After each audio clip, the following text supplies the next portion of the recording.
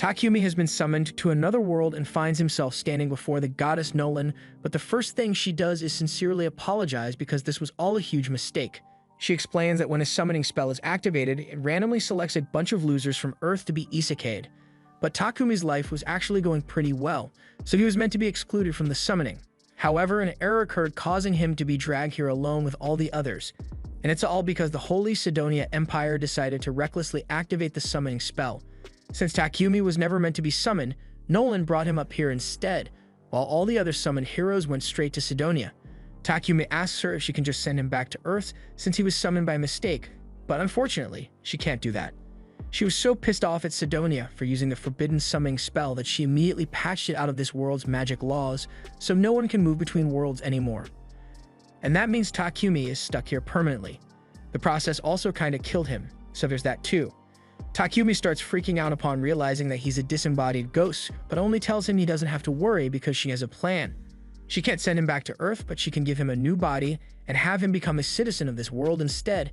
And as an apology, since this is partially her fault, she offers to grant him her blessing to make his life easier.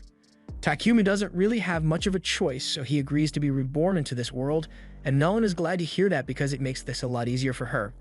She tells him to open his status screen to check out the new life he will have, and when Takumi does, he finds out that Nolan is planning to give him a 17-year-old body, even though he's 40.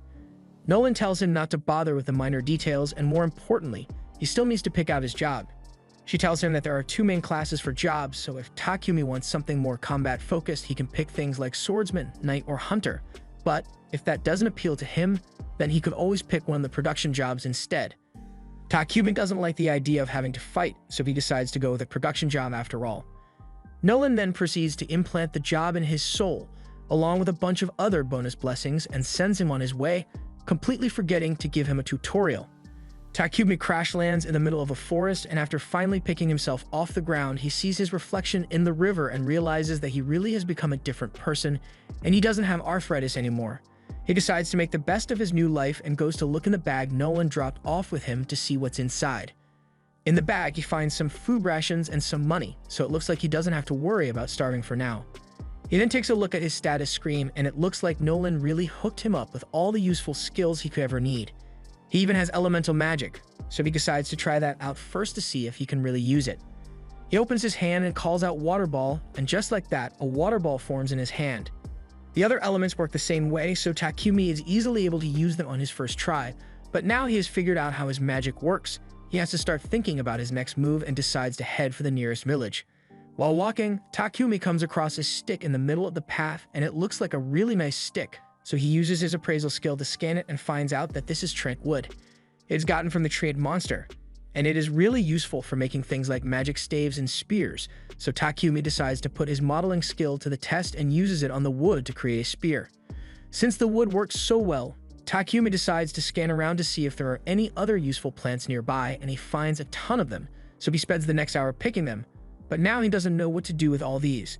They definitely won't fit in his bag, so he might have to leave them behind, but then Takumi remembers that he has an item box skill, so he uses it to store all the plants. Just then, he hears someone scream, and a few moments later, he sees a little girl run out of the bushes.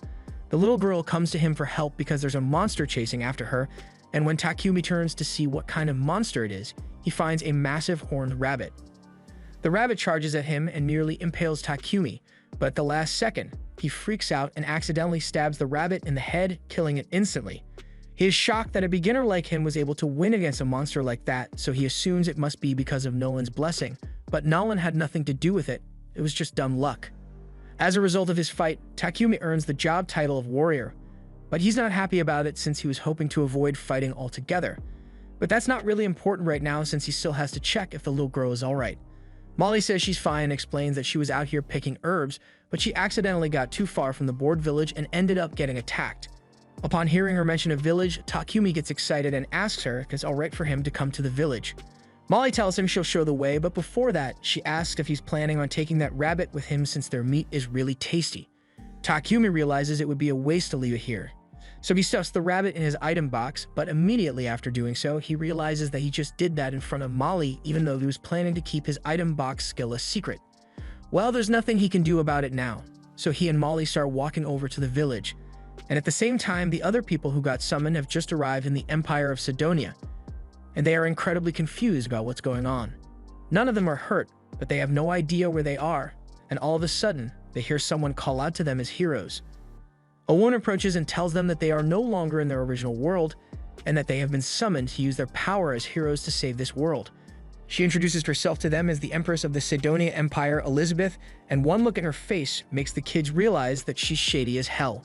Just then, Akane's unique skill kicks in, and it seems Nolan granted her the blessing of revelation, so if she follows her gut instinct, she will naturally arrive at the right answer. And right now, Akane's gut is telling her that Elizabeth is a backstabbing bitch, so she can't be trusted. Meanwhile, Takumi has arrived in the bored village, and Molly's parents come out to thank him for saving their daughter.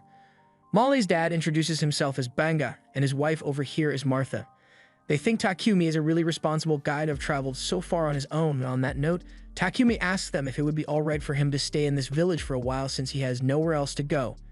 They tell him he is welcome to stay, but unfortunately, they don't have an inn in the village, so there's nowhere for him to stay right now. But they could always just build him a house though. All the villagers gather around an empty plot of land and are about to begin work, but Takumi wants to make himself at least somewhat useful, so he uses his earth magic to flatten the ground for the foundation. This is the first time he has used magic on such a wide scale, so he almost passes out from mana depletion. The villagers are all amazed that Takumi can use earth magic so easily, so Takumi asks if they think he just did something strange, but they tell him not to worry about it. Since he has taken care of the foundation, the rest of them get to work assembling his house for him. And by the next morning, Takumi's house has been completed. Thanks to his carpentry, blacksmithing, and sewing skills, Takumi was able to make a good set of furniture for himself. But there's something else he's been meaning to try out. He got a bunch of ores from the village blacksmith, boron, so he wants to try using alchemy to extract the metal. He's got iron ore, silver ore, copper ore, and even some magic iron ore. So he starts off with the iron and tries to make an iron ingot from it. Normally this would require a large furnace and hours of work, but with Takumi's alchemy, he can do it all at once, but it drains a ton of his mana in the process. His first attempt at ore extraction was successful, and Takumi is really excited, so he wants to keep extracting as much as possible so he can make stuff with it later. A couple of hours have gone by, so Molly comes over to Takumi's house to bring him some dinner, but when she opens the door, she is shocked to find him passed out on the floor looking like he's been sucked dry. Takumi had overdone it with the ore extraction and nearly died from mana depletion, but Martha and Banga gave him a recovery potion, so he's alright now and can keep practicing his alchemy, although they made him promise not to overwork himself anymore. Over time, Takumi extracted a bunch of iron, copper, and even a bit of gold too, so he was able to make a ton of useful tools with them. And once he was done with alchemy practice, he would spend time with Boron in the forge learning how to make all kinds of weapons. The blade turns out really well, and once Boron is done making the sheath, it will be complete. Takumi's blacksmithing skill is now level 40, so he's done practicing that for now and decides to move on to something else. He goes over to Banga and asks if he can borrow a couple of potions, and Banga has no problem lending him some, but all the potions are basic, so he won't get much use out of them. Takumi tells him that that's fine since all he needs is a template for what a potion should look like.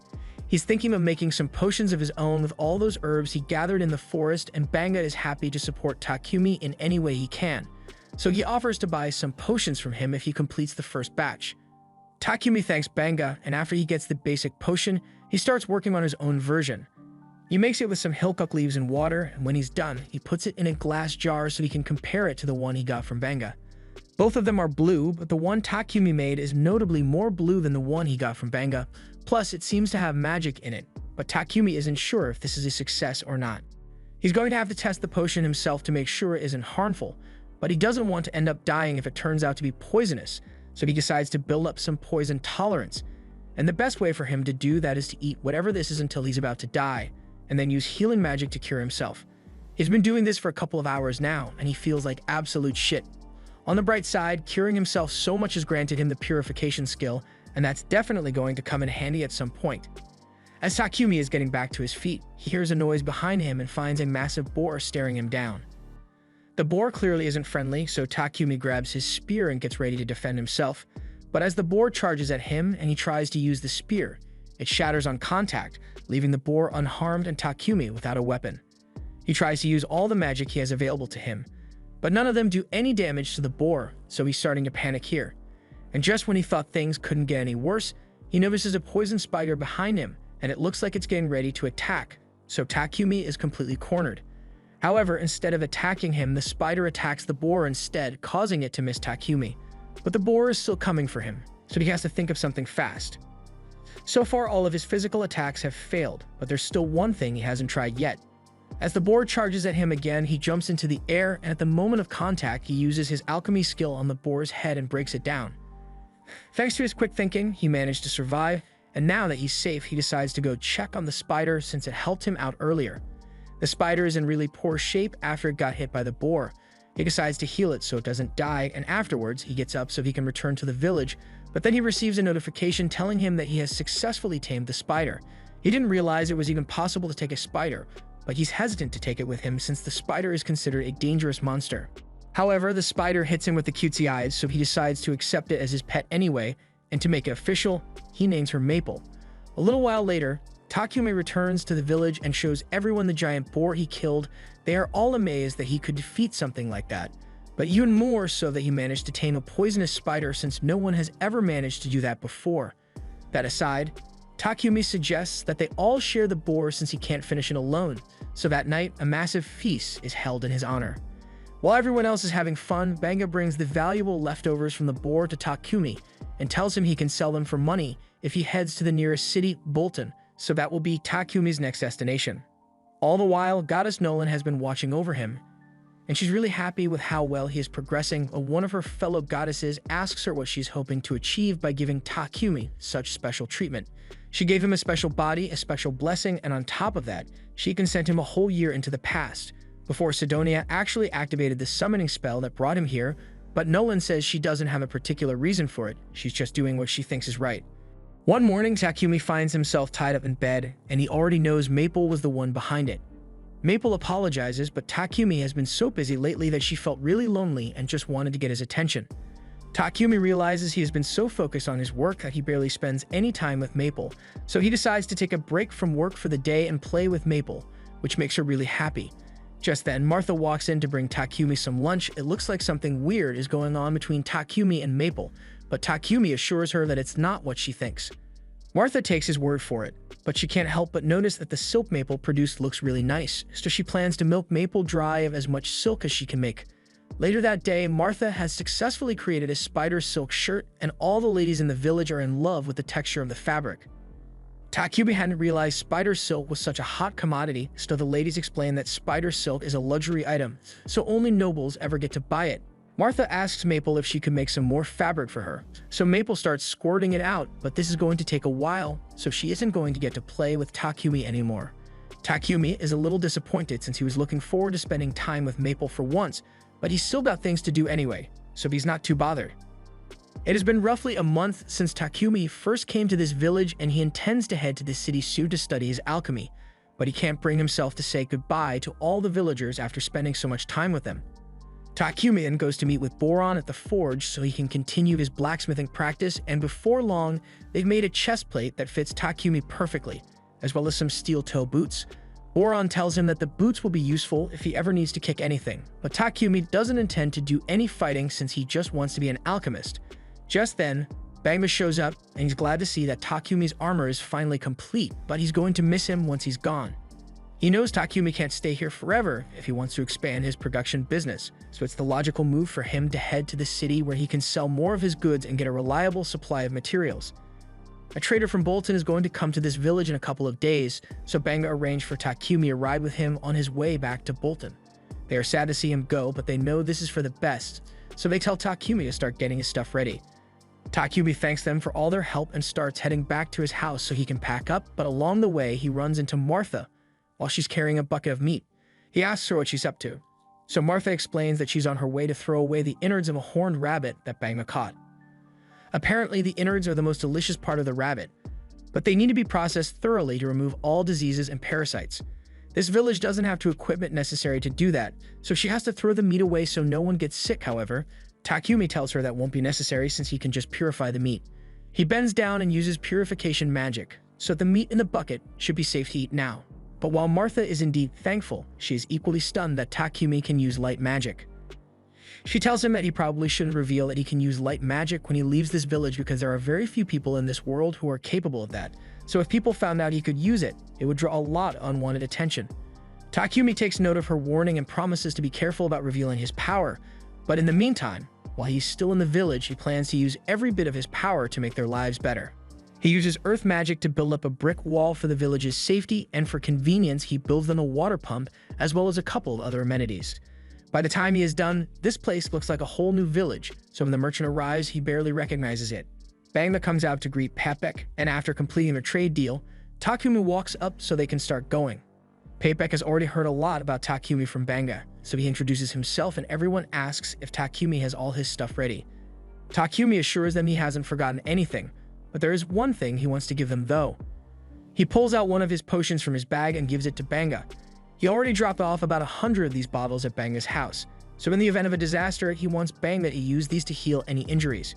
Papek is left in shock after seeing the potion Takumi made, so he asks to take a closer look, and it is definitely a high-level potion, although Takumi doesn't seem to realize it. The rest of the villagers soon show up to bid Takumi farewell, so Papek says he will wait for them to finish their goodbyes before he leaves. Molly says goodbye to Maple, who's sleeping in Takumi's sack, and Martha hands him an outfit she and the other ladies made for him out of Maple's silk. Takumi is really grateful for their thoughtful gift and thanks everyone once more for being so kind to him, even though they haven't known him long. He then gets in the carriage and all the villagers give him a huge send-off, telling him he will always be welcome in their village. As Papek and Takumi head for Bolton, Papek mentions that the people of that village seem to really love him. Even the others in the carriage can tell that Takumi was practically family to them, and such a goodbye really tugs at Heath's heartstrings. By the way, these guys are heading for Bolton as well, so the blonde guy introduces himself as Heath, the redhead is Rail, and the gloomy-looking guy over there is named Booger. They are all part of a C-rank party named Lion Fang, and they are currently acting as Papek's bodyguards. Although this region is pretty peaceful, so there isn't actually much for them to do. Rail notices that Takumi is holding onto his bag really tightly, so they ask him if something precious is inside, and Takumi answers, saying his pet killer spider is sleeping inside. The group can't believe Takumi managed to tame a killer spider, so Rail asks to see it, but he's being really creepy about it, so Maple ends up headbutting him in the face. Takumi begins apologizing profusely for what Maple did, but the others tell him there's nothing to be sorry about since Rail deserved it. In fact, Heath wouldn't be surprised if Maple's encounter with Rail makes her fear all humans from now on, but that doesn't seem to be the case since she seems to have taken a liking to Bogar. While everyone starts fawning over Maple, Papek calls Takumi to the front because he wants to talk about the potion he saw Takumi holding earlier.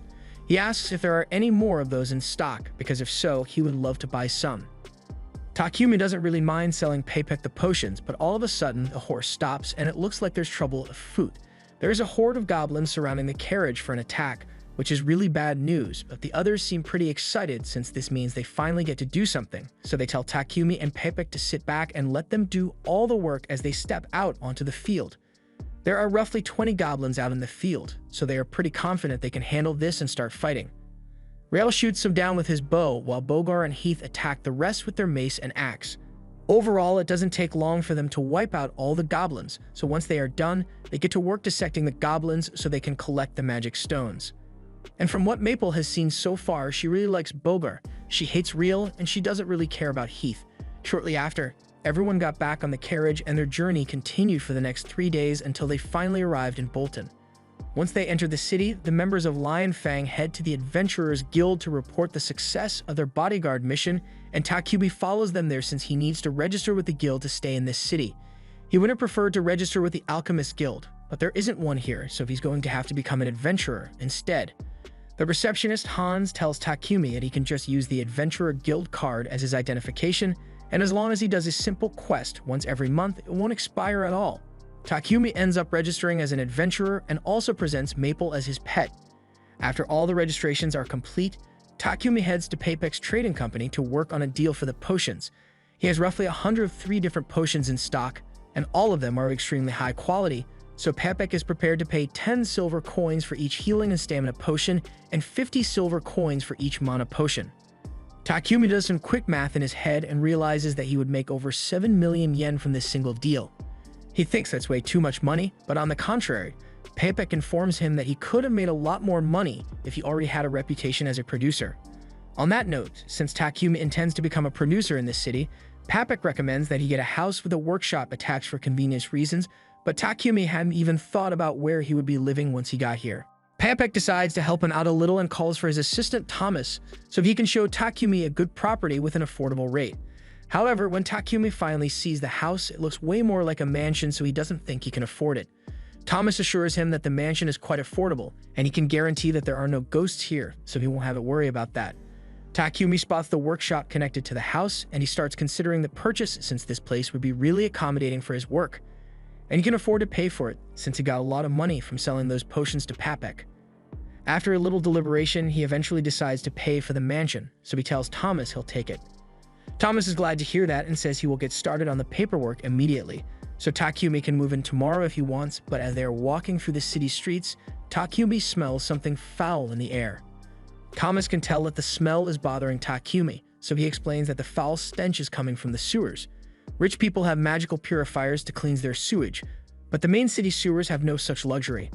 Magic purifiers are really rare since they are only found in ancient ruins and dungeons, so they are too expensive to implement in the city sewers. Some priests are periodically hired to manually cleanse the sewers with purification magic, but the sewers are still filthy most of the time. The next day, Takumi and Maple move into their new house, and the first thing Takuma wants to do is find a solution to the sewer problem. He gets a piece of quartz and clay from Paypek's company, and after using magic to shape it, he uses fire magic combined with space-time magic to bake it quickly.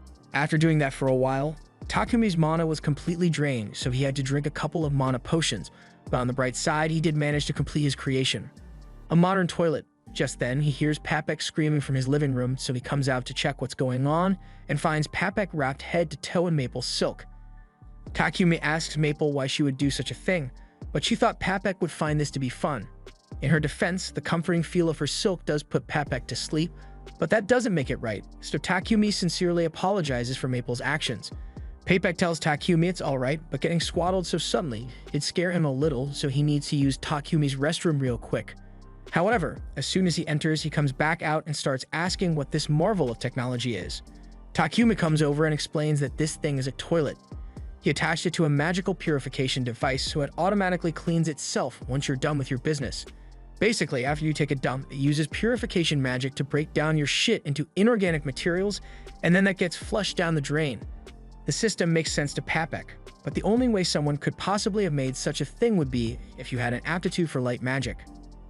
Takumi realizes he may have messed up since Martha clearly warned him against using his light magic openly, so he asks Paypek to please keep this a secret for him. Paypek understands why Takumi would want to keep his abilities a secret, so he promises not to tell anyone, but he absolutely must have some of these toilets, so he asks Takumi if he can make 100 of them for him. Takumi is hesitant to agree since making just one toilet was a lot of work, but since Paypek is being so insistent, he agrees to do it as long as Paypek can provide the raw materials. Paypek is really happy to hear that, but he can't expect Takumi to make all those toilets by himself, so he suggests that Takumi should make a slave contract. Takumi is taken aback by the suggestion since he would never want to get a slave, but Paypek points out that if Takumi is trying to keep his abilities a secret, then it would be best to get a slave to help with his work since a slave would be bound to secrecy. Having aptitude for light magic is a really good big deal since it means you were chosen by God, and as such, the Church of Divine Light would probably come after Takumi to force him to work for them. They make a lot of profit by monopolizing purification magic, so Paypek doubts they would be happy to learn that commoners can have access to cheap purifications through Takumi's toilets. But Paypek already has an idea of how to get around the church, so Takumi doesn't need to worry about it for now. The most important thing is making sure that the church doesn't find out about his light magic. That's why getting a slave would be the best option for him. But Takumi is strictly against slavery, so he says he will just do all the work by himself. Just then, his guild card begins glowing, so Takumi takes a look at it, and it displays a message saying he needs to complete a verification quest to maintain his status as an adventurer, so it looks like he won't have time to make the toilets by himself after all, so he caves and agrees to buy a slave. Paypek takes Takumi to the Mulan Trading Company since they are the most ethical slave traders around. Paypek goes off the top with the owner so he can get Takumi a good deal, and in the meantime, Takumi heads out into the garden because it looks pretty. There he finds a beautiful elf girl sitting on a terrace, but the second she sees Takumi, she tells him to get out of here. A little while later, Paypek introduces Takumi to the owner of the slave trading company, Mulan, and tells her that Takumi is interested in purchasing a slave from her. Although he mentions that Takumi was really reluctant about the idea of purchasing a slave, Mulan asks him if there's a specific reason for this, so Takumi explains that in the land where he comes from, selling and buying people was abolished long ago, so doing it here doesn't sit right with him. Mulan can understand Takumi's concerns, but she assures him that in this nation at least the rights and privileges of slaves are preserved to some extent. Basically, it works like this. The owner pledges to respect the slave's basic rights, providing food, clothing, and shelter, while the slave pledges to fulfill their duties. Said duties are clearly laid out in the contract for the slave. But aside from that, the contract also makes it impossible for either the master or the slave to cause lethal harm to one another. Takumi is quite pleased to learn this since it means the slave contract is pretty much a regular job with some rules attached. Mulan goes on to explain that there are several different kinds of slave contracts. In the case where someone becomes due to debt, they will be contracted until they earn enough money to pay back that debt.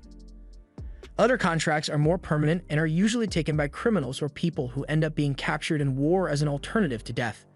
However, the large majority of slave contracts are made by those who were illegally forced into it by bandits. Payback thinks the most suitable one for Takumi would be a war slave since they can't be released without their master's permission, and while Mulan could certainly make that happen, she asks why there is a need to make sure the slave can never leave Takumi. Payback starts talking about how talented Takumi is with production and how he doesn't want his secrets to be stolen, but Mulan wants to hear the reason from Takumi himself. Takumi explains that he is a producer, so naturally he would like to focus on his work as much as possible, but that's a little hard to do since he also has to fulfill quests from the Adventurers Guild. He is currently living in a mansion, so he will need someone to help manage it while he does his work, and due to some particular skills he possesses, he would like to make sure his slave can't tell anyone about him. Additionally, since he will be taking on quests from the Adventurers Guild and harvesting ingredients himself, he also needs his slaves to be a capable fighter so they don't get hurt when they accompany him. Mulan realizes that Takumi has no ill intentions, but there's no way she's allowing him to force a single slave to do both housework and combat, so she'll only work with him if he agrees to buy 2 separate slaves instead. That being said, she knows someone who would be perfect as Takumi's housekeeper, so she calls for Maria to come into the room. Maria was forced into slavery as a child and has been trained in reading, writing, math, and general housekeeping, so she should be a good fit for the job. Maria says she can handle the housework of a mansion all by herself, and Takumi is glad to hear it, but Maria can tell that he's deep in thought, so she asks if something is wrong. Takumi tells her he's just a little confused since he doesn't understand why no one has bought yet Maria considering how cute and capable she is. Maria gets all embarrassed by Takumi calling her cute, so he apologizes since it might have been inappropriate to say. Maria calms down and tells Takumi that she can only do the housekeeping work outlined in the contract and nothing else. Takumi says he's fine with that since he only wants her to do housekeeping work, but Maria wants to make it very clear that she won't do anything else.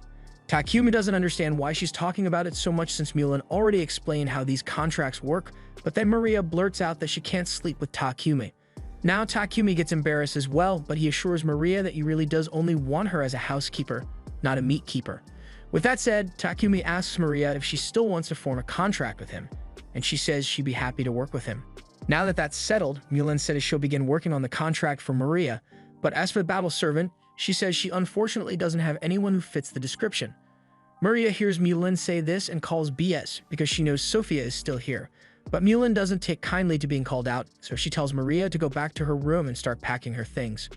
Once Maria is gone, Takumi asks Mulan if what Maria said was true, and Mulan admits that there is a battle slave in the building, that she doesn't think Sophia would be a good fit for Takumi since she's got a lot of problems. Mulan wants to end the discussion here, but Takumi is kind of curious about Sophia, so he asks to see her. Mulan reluctantly agrees to take Takumi to meet Sophia, and when they arrive at her room, Sophia is surprised to see that the visitor is the boy she met in the courtyard earlier. Mulan informs Takumi of Sophia's history and explains that she was captured as a slave of war in the battle between the Kingdom of Triaria and the Kingdom of Ugar. Although this all happened more than 50 years ago, Takumi is shocked to find out that Sophia is more than 50 years old, so Mulan goes on to explain that the Kingdom of Ugar was an elf nation and elves naturally live long lives. Sophia hasn't been able to form a contract with anyone because she has a hideous scar on her ears, and her right hand and left leg both have impaired movement. This would already be a deal breaker for anyone looking to buy a battle slave, but on top of that, she also lost use of the elemental magic that elves are most known for, so it's likely that she has a curse on her. Given all these facts, Mulan doesn't think Sophia will be able to help Takumi on his quests, but Takumi wants to confirm it for himself, so he asks to have a minute alone with Sophia. Mulan decides to give him some time to talk to her, and once they are both alone, Takumi grabs Sophia's face and looks into her eyes. He isn't a fan of using appraisal on people without permission, but he needs to check what he's dealing with. He takes a look at Sophia's status screen, and to his surprise, he finds out that her stats are through the roof. Her injuries do limit her abilities, and she does have a curse on her. But if Takumi can fix that, then she will be the perfect companion to have in a battle. Mulan soon comes back into the room to Takumi if he has made a decision yet, so he tells her he wants to take Sophia. Sophia can't believe he wants her and reminds him of all her flaws. But Takumi says he's going to fix it, so it won't be a problem. Mulan thinks Takumi's confidence is pretty interesting, so she agrees to leave Sophia as Takumi's care. A few minutes later, Mulan finalizes the terms of the contract, so the final step is to execute it. The three of them gather together, and Mulan uses magic to bind them to the terms of the contract, so once she's done, Maria and Sophia officially become Takumi's slaves. Maria thanks him for purchasing her and promises to work hard to live up to his expectations, and so does Sophia. The three eventually return to Takumi's house, and as soon as he opens the door, Maple comes jumping out because she's excited to see him again. Both Maria and Sophia are worried for Takumi's safety, so Sophia is about to attack Maple. But before she does, Takumi stops her and explains that Maple is actually his pet killer spider. The two find it strange, but they decide to just act like it's normal, and a little while later, Takumi shows them to one of the empty rooms in the mansion. Sophia and Maria really like it, so Takumi tells them that Sophia can have this one and Maria can take the room next door. Neither of them can believe that Takumi is willing to give them their own rooms, but it's not like he's using the rooms anyway, so he thinks it would be nice if someone got some use out of it at least.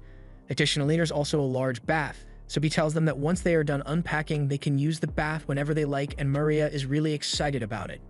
Later on, Sophia and Maria get into the bath, and Maria talks about how glad she is that Takumi bought Sophia as well. If she's being honest, she thought Mulan was never going to let Maria leave because over the past 50 years, no matter how much was offered, Mulan rejected anyone who offered to buy Sophia. So for her to sell Sophia to Takumi, she must have seen some good in him. Sophia admits that Takumi seems kind, but she's still a bit skeptical since they know so little about him. While Mulan was drawing up the contracts for the sale, Sophie got a glimpse of Takumi's file, and most of Takumi's history records, like hometown or lineage, were left blank, so if he is keeping that information secret, then there must be something he is hiding. After they are done with their bath, they head outside and are shocked to see that Takumi already prepared dinner for them. Maria is especially devastated since household work is meant to be her job, so if Takumi handles everything himself, then she's as useless as a toilet. Takumi explains that he was just trying to make Maria's first day in the job a little easier, but if it makes her feel better, he will let her handle the rest of the chores on her own. For now, he asks them to sit down so they can all have dinner together, but Sophia is hesitant since servants usually don't get to eat at the same table as their master. Takumi understands that she may think his behavior is strange for a slave owner, but he doesn't want her to get stuck up on tradition. And speaking of tradition, he doesn't really like the fact that they keep calling him master, so he asks if they can just call him by his name instead. Sophia asks if that's a formal order, but Takumi doesn't want to have to force her to call him by name if she doesn't feel comfortable with it. Although Maria seems fine with calling him by name.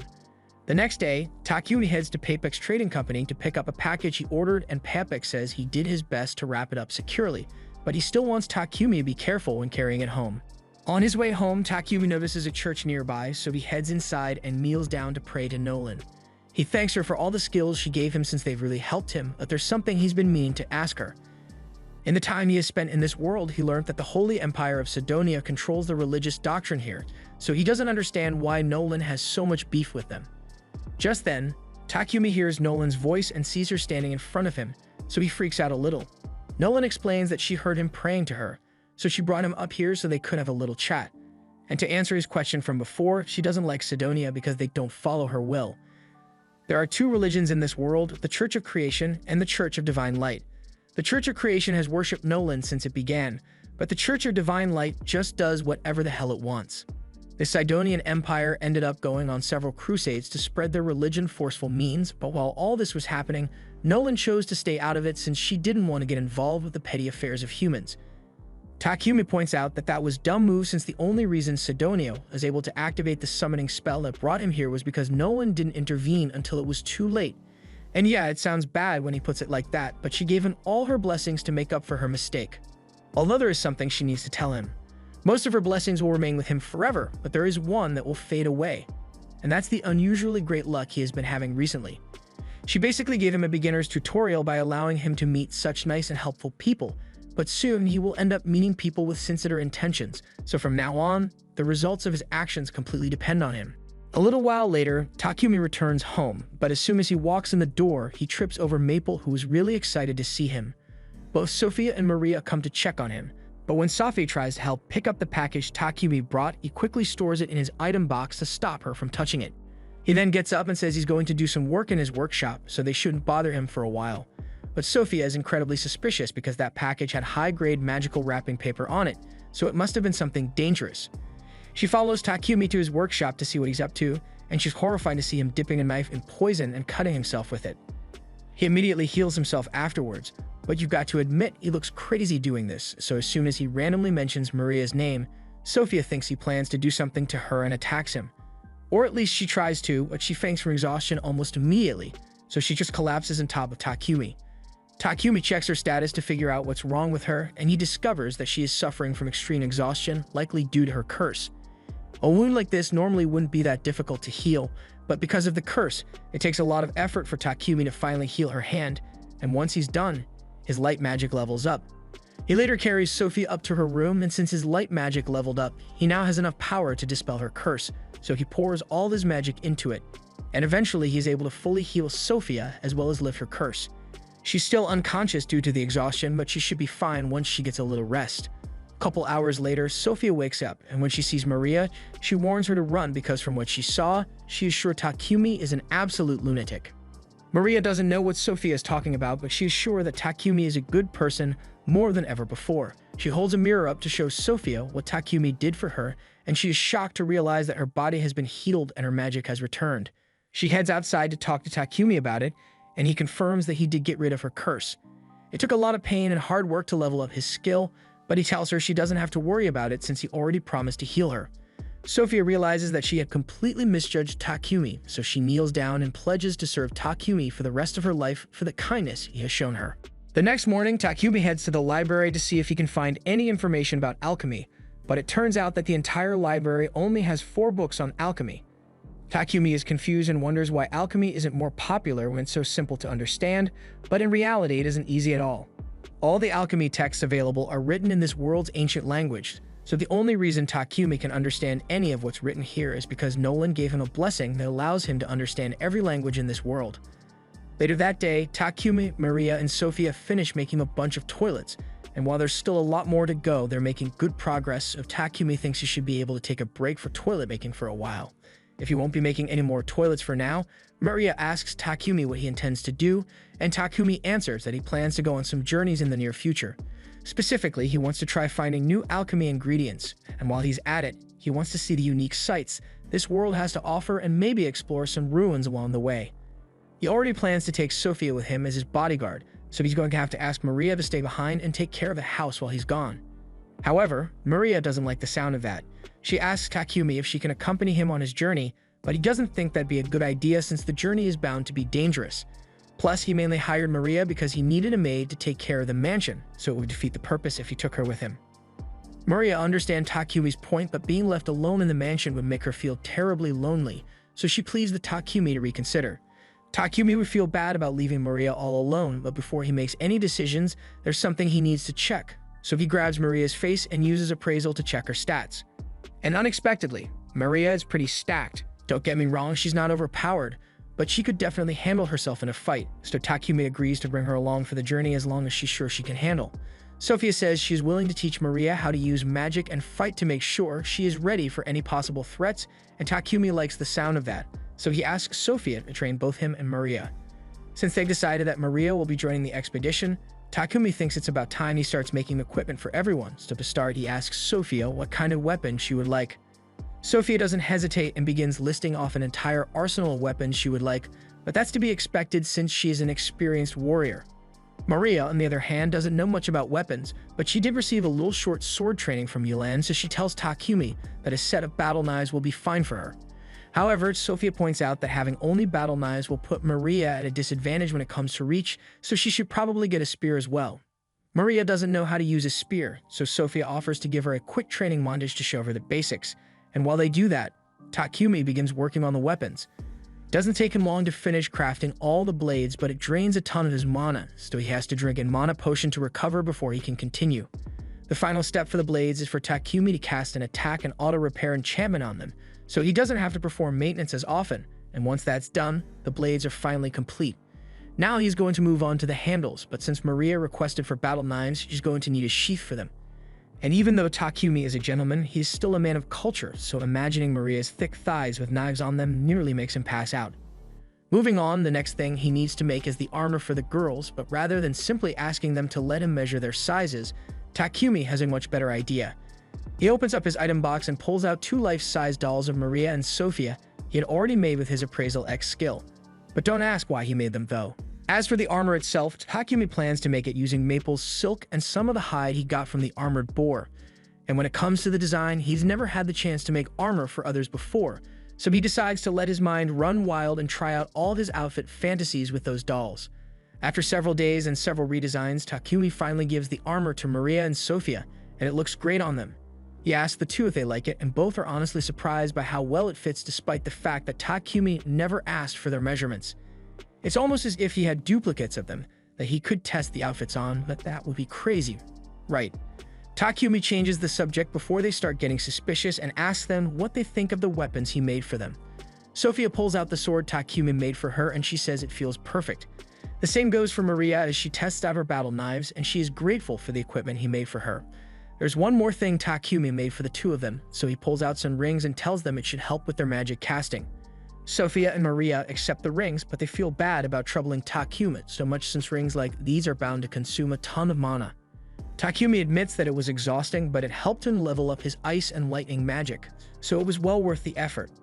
After all the equipment had been tested, the three of them head to the guild since Takumi needs to register Maria and Sophia at the guild so they can register as adventurers as well. Since this is their first time at the guild, Maria and Sophia are given the H rank.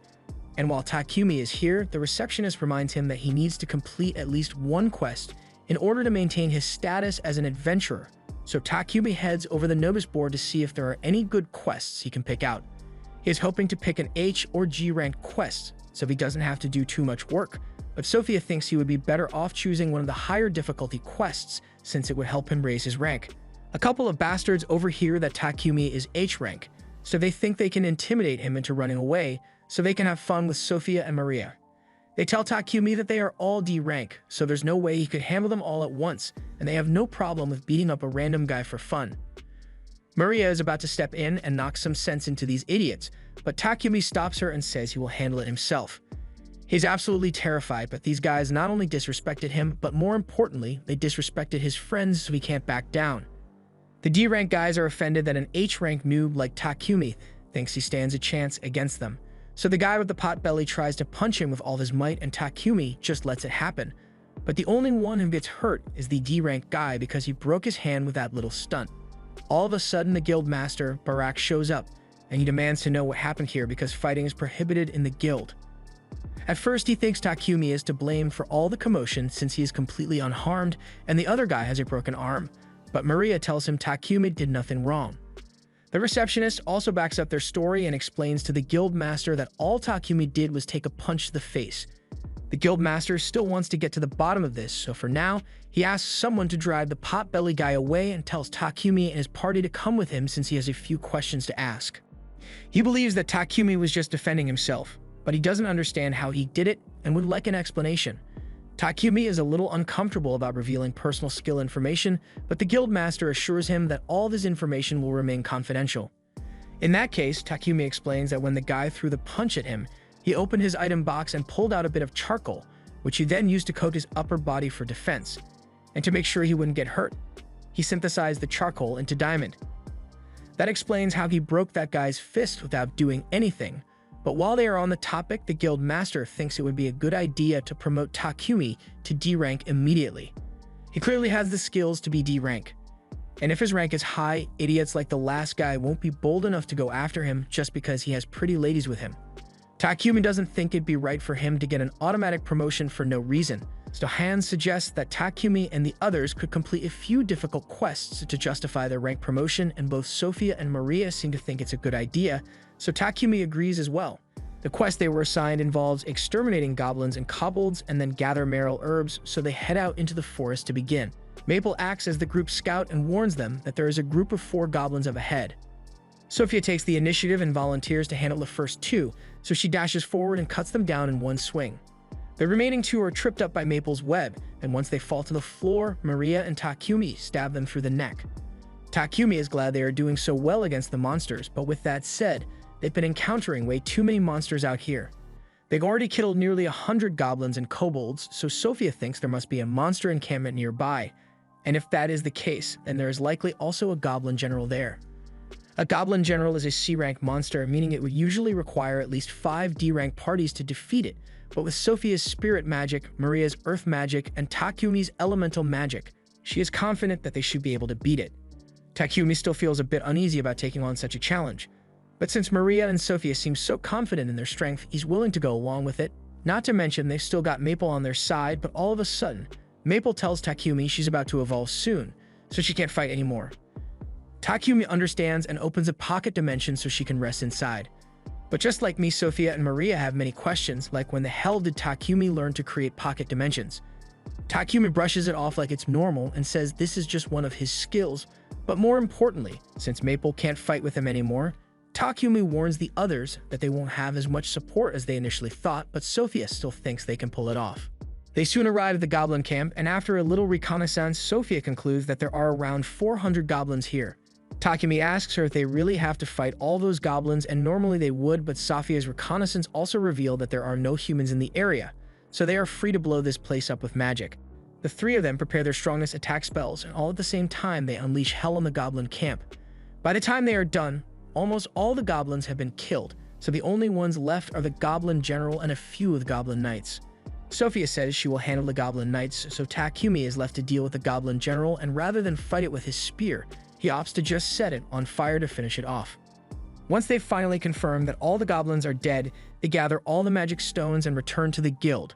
But the 3 of them are absolutely exhausted from all that work. Han can hardly believe that they managed to complete their quest and even took down a goblin general in only half a day, so he asks them to come to the meeting room for a minute because the guild master wants to see them.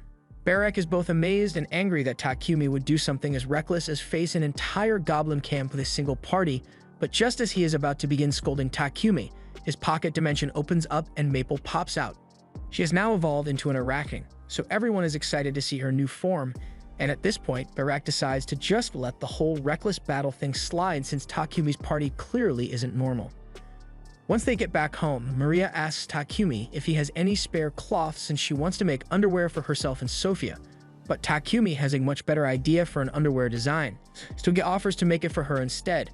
Just then, Maple pops out of the pocket dimension and tells Takumi that Papik is here to see him, so Takumi goes to meet with him and is informed that the Lord of Bolton, Marcus Godwin, wants to meet with him. Takumi would like to avoid meeting Marcus Godwin, but given the situation, he has no choice. Takumi later arrives at Godwin's castle, and thankfully, Godwin seems to be a reasonable man since the first thing he does is thank Takumi for making all those toilets because it greatly improved the sanitation of the town. Not to mention that Takumi took down a goblin encampment that would have become a major problem if left unchecked. He recognizes that Takumi is an asset to the nation, so he warns him that he will need to be careful, because Stedonia is bound to come after him eventually.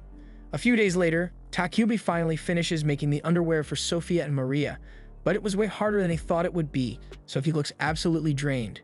Sophia and Maria are really grateful and tell him that they love the design, so he absent-mindedly asks them if they would like to try the underwear on now so he can see how it fits.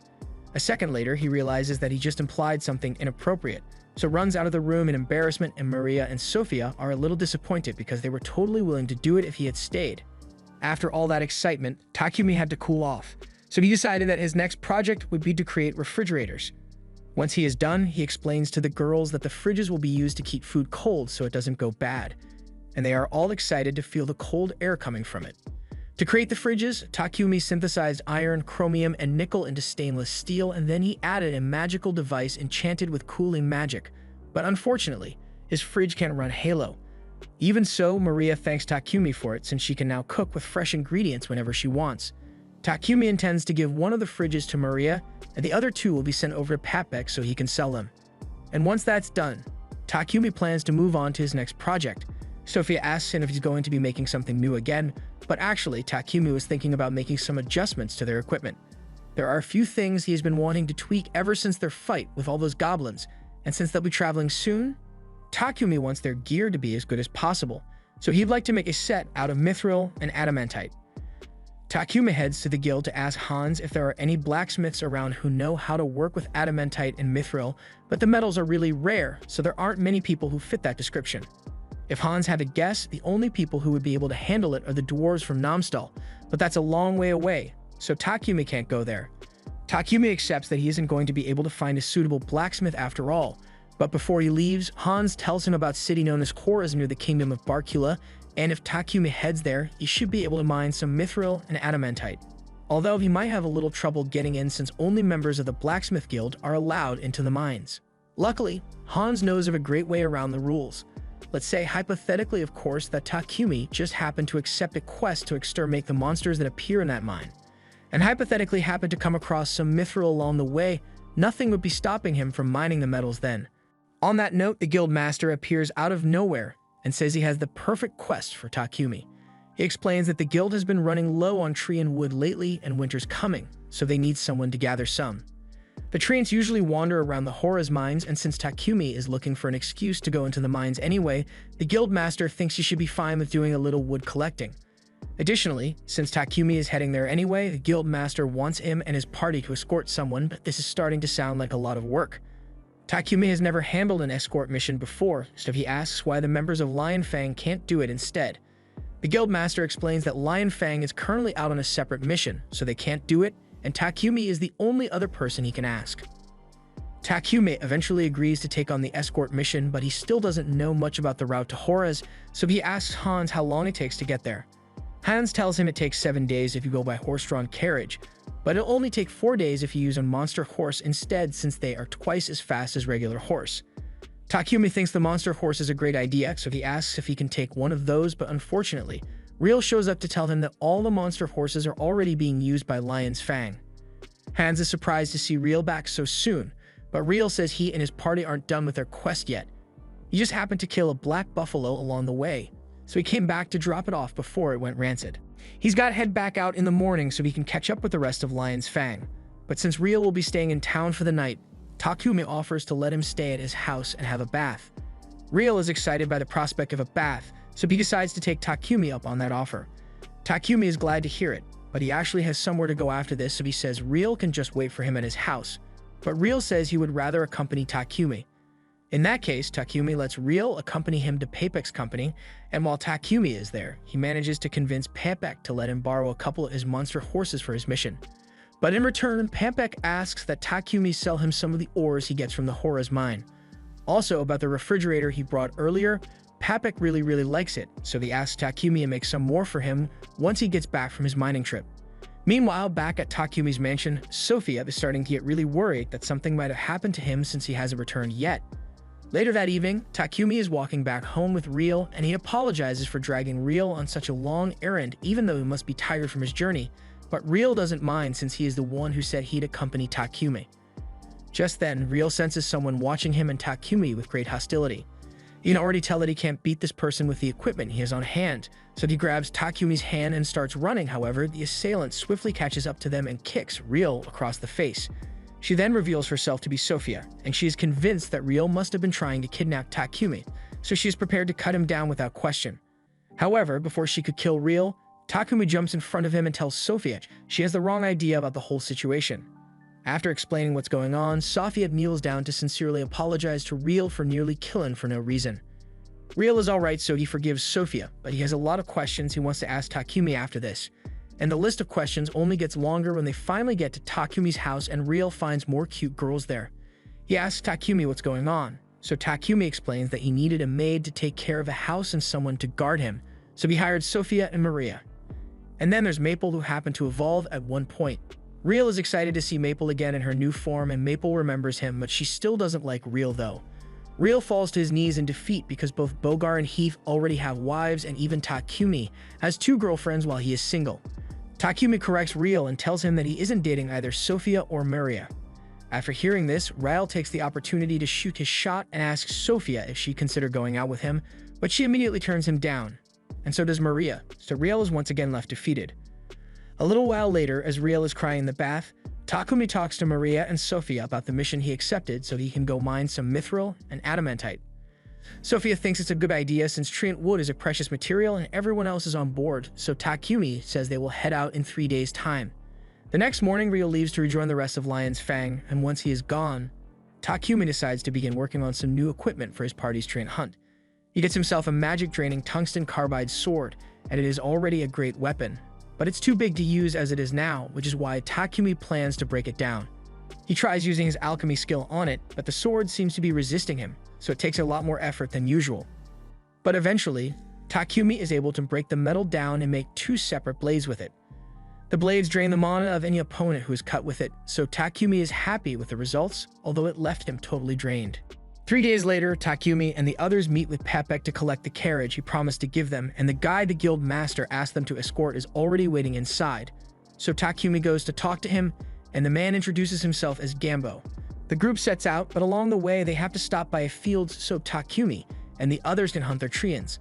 As they enter the forest, Sophia spots a treant trying to blend in with the other trees nearby, so she points it out to Takumi, and he charges forward to eliminate it.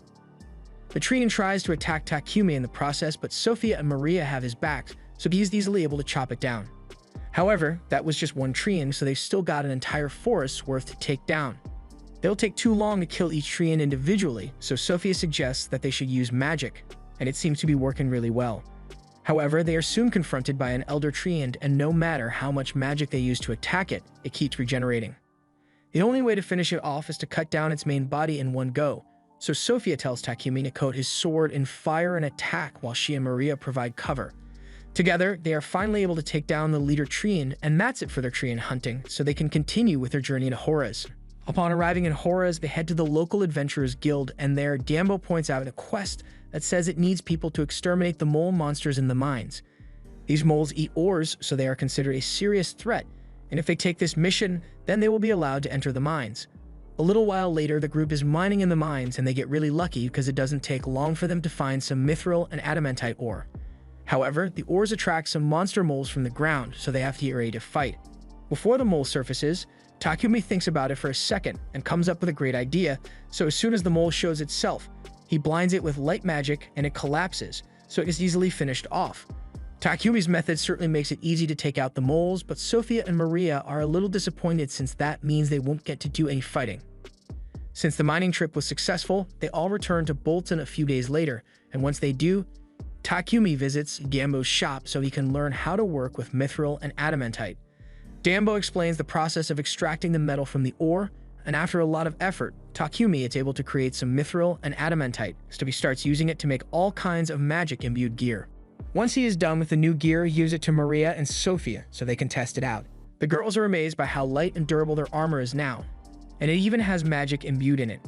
Takumi explains that he loaded their gear with magic that suits their preferred element, and as for his own armor, he imbued it with something called Thunderclap, and it is basically an extreme agility buff, so Takumi can move insanely fast with it.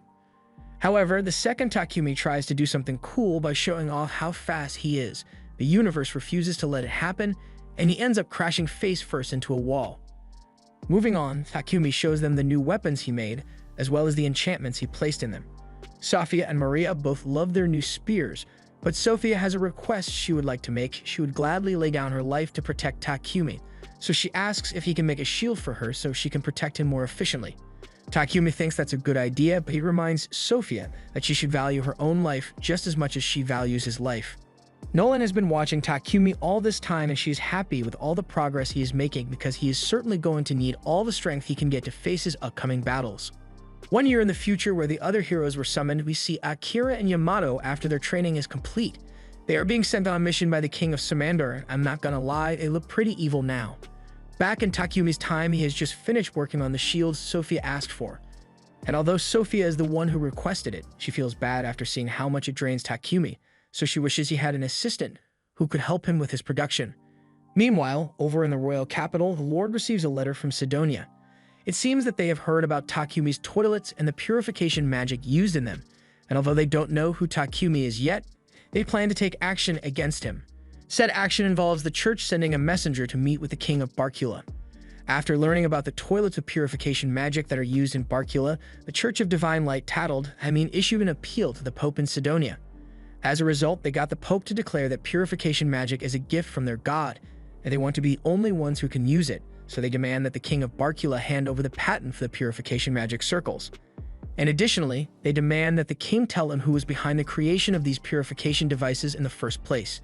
The king listens to the church's demands, but seeing as those are some stupid demands, he is choosing to ignore them. The church's messenger is shocked that the king would dare to go against the church, so he threatens to order all the church priests in Barcula to return to Sidonia at once.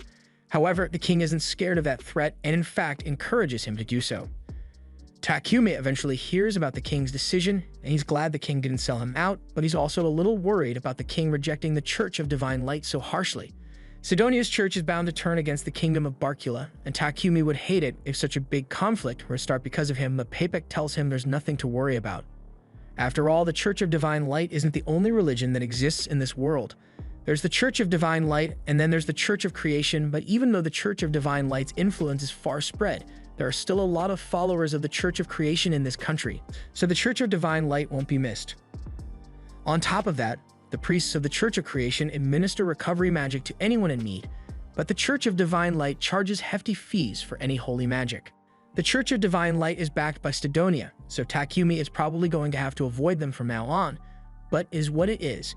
Anyway, the reason Papek came to see Takumi today is because he presented Takumi's toilet and refrigerator to the king a while ago, and the king was so impressed that he asked Papek to bring Takumi to meet him. Takumi is a little wary of meeting someone as important as the king, but Papek assures him that the king isn't ordering him to do it, so he has the right to refuse if he wants. But Papek really wants him to agree since it would help his company's relationship with the royal capital. Takumi eventually agrees to the meeting, so later that evening he tells Sofia and Maria about it and asks them if they would be willing to accompany him to the royal capital, Bacalotos.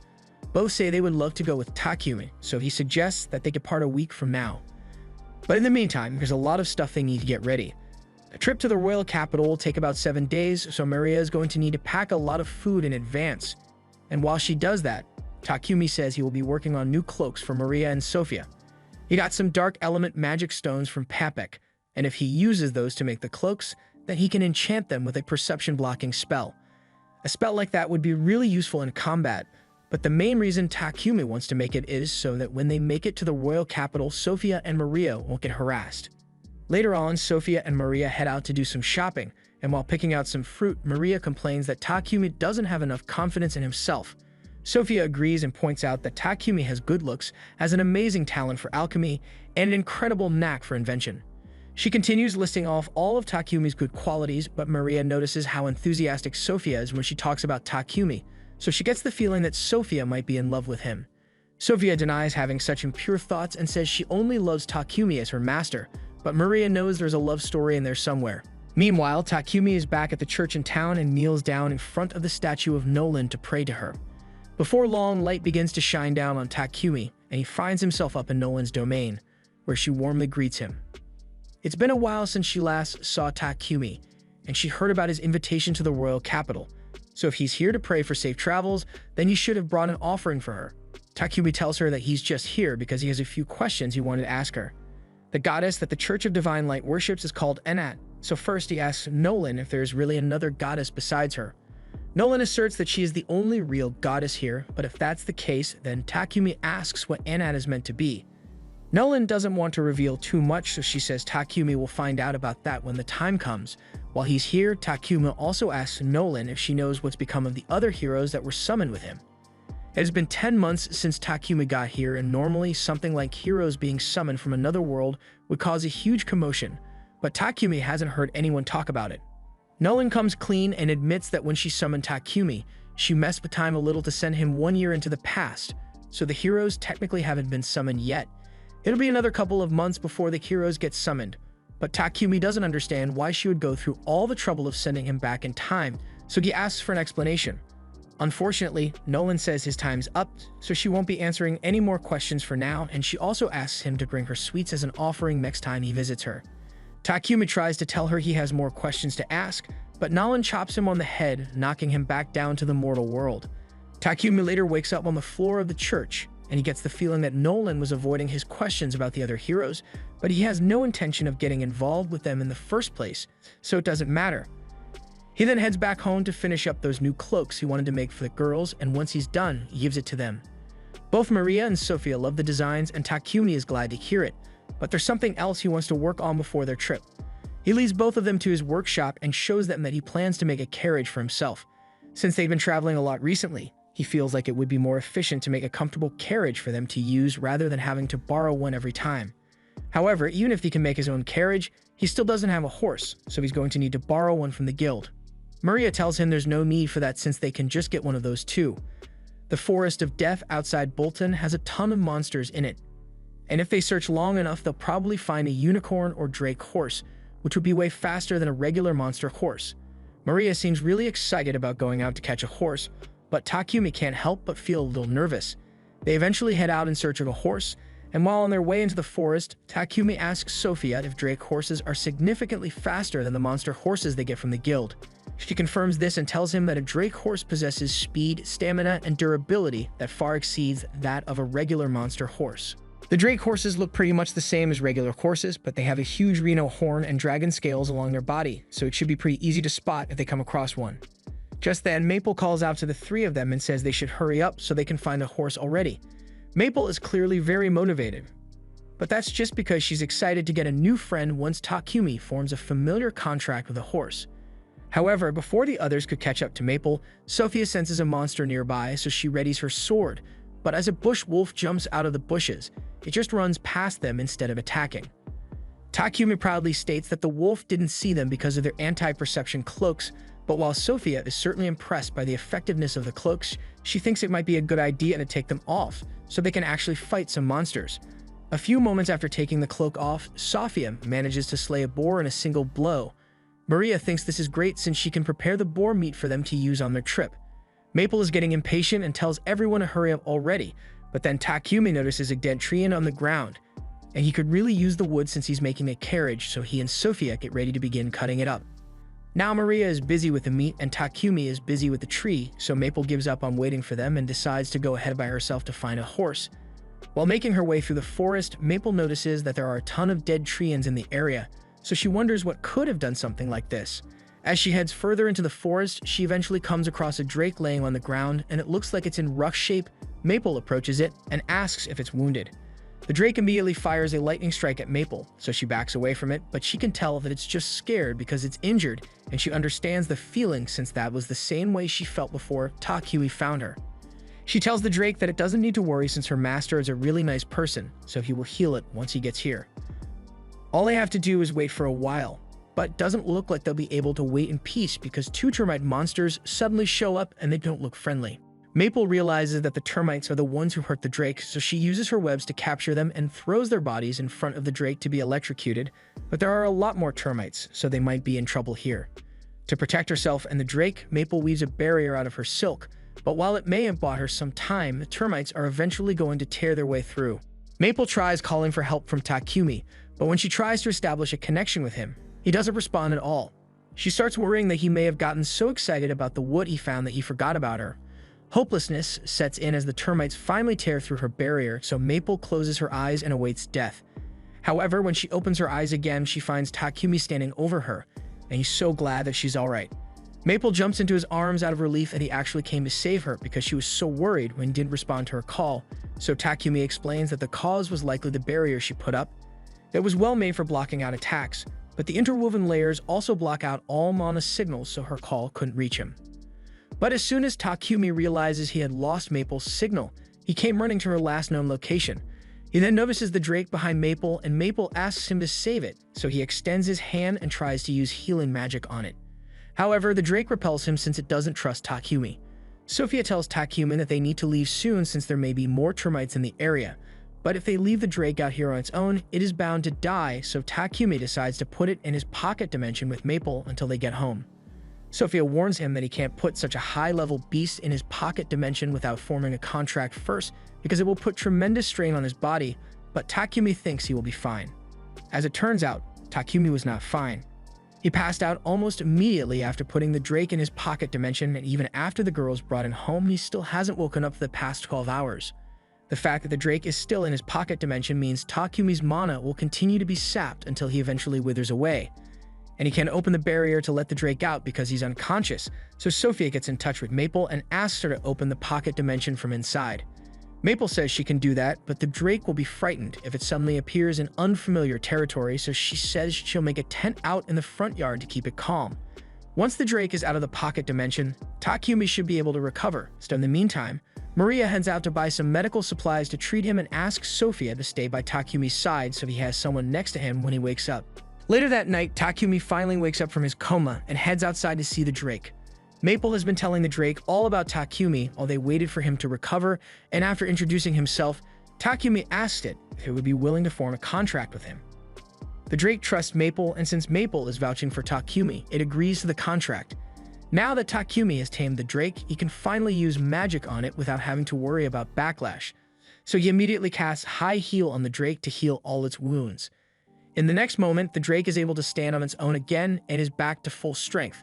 But now that she's officially one of Takumi's familiars, he has to come up with a name for it. Since he names Maple after a leaf, he decides to keep the theme and names the Drake Camellia after the tree that retains its leaves all year round.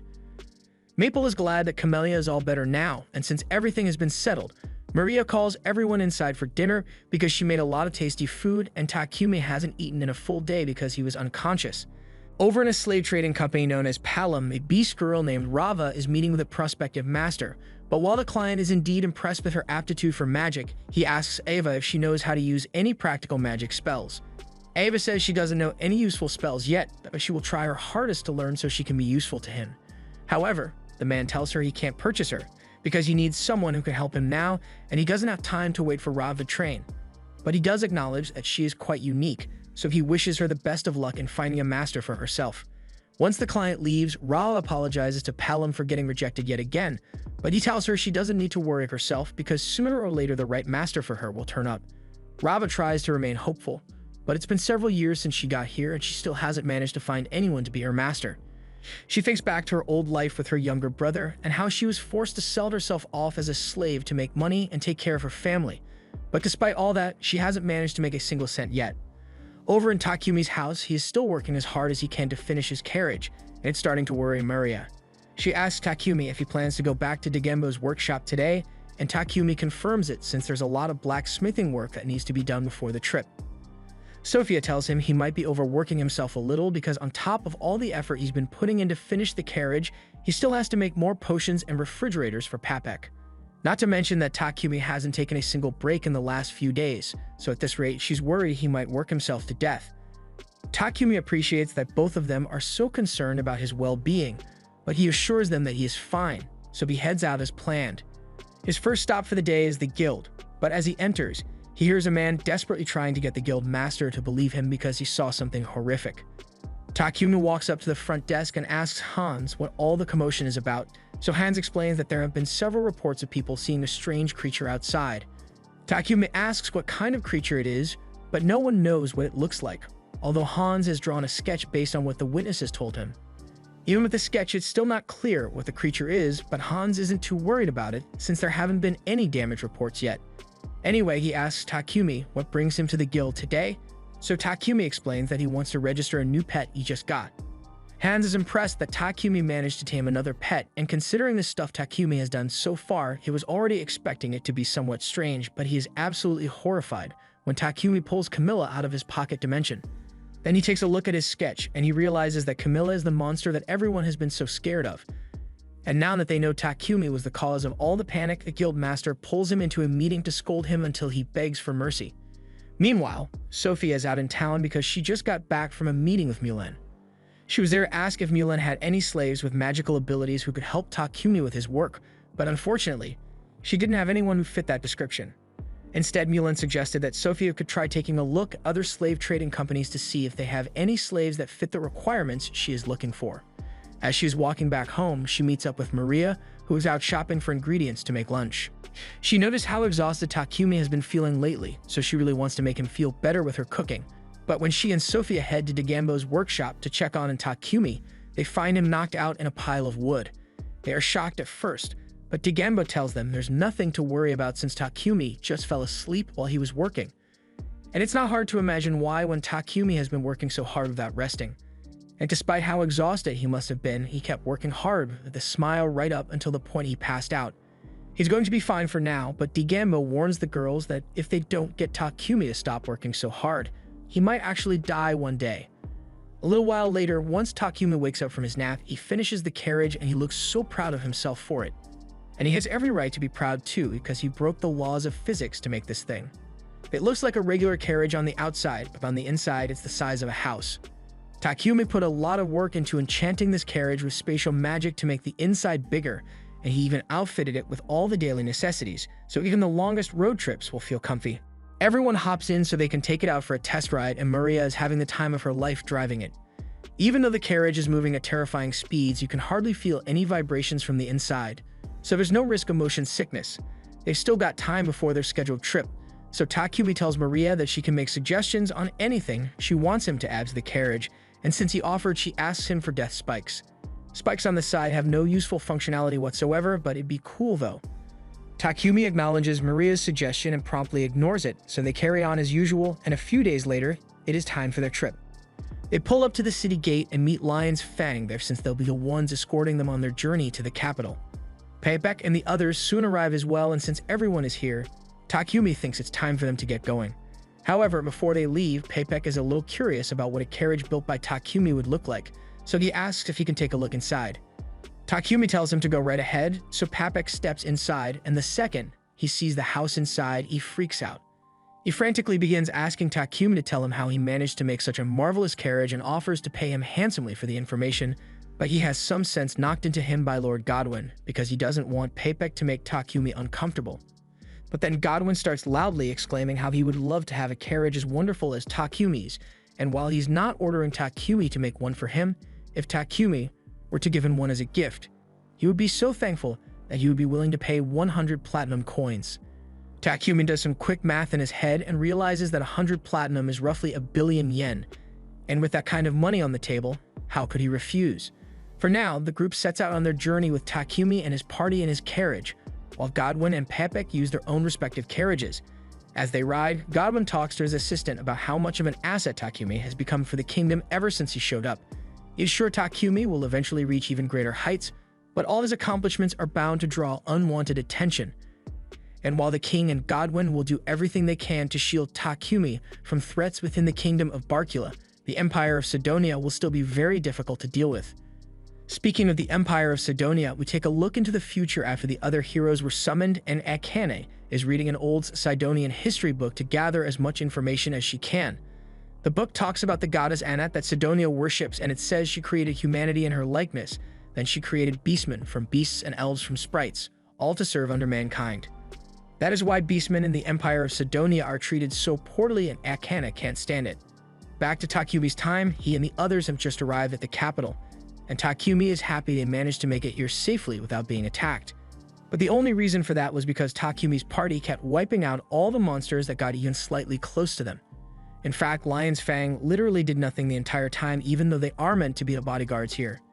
Just then, Payback approaches Takumi and says he has something to talk to him about, so once they reach the inn, he tells Takumi that he wants to gift the king a carriage similar to the one Takumi made for himself. He already talked this over with Lord Godwin, and he thinks this would be the perfect way to demonstrate Takumi's expertise to the king. Although since their audience with the king is only 5 days away, Payback doesn't think Takumi will be able to make one in time, so he suggests they wait until the next time they have an audience with the king. However, Takumi surprisingly says he can do it within the 5 days.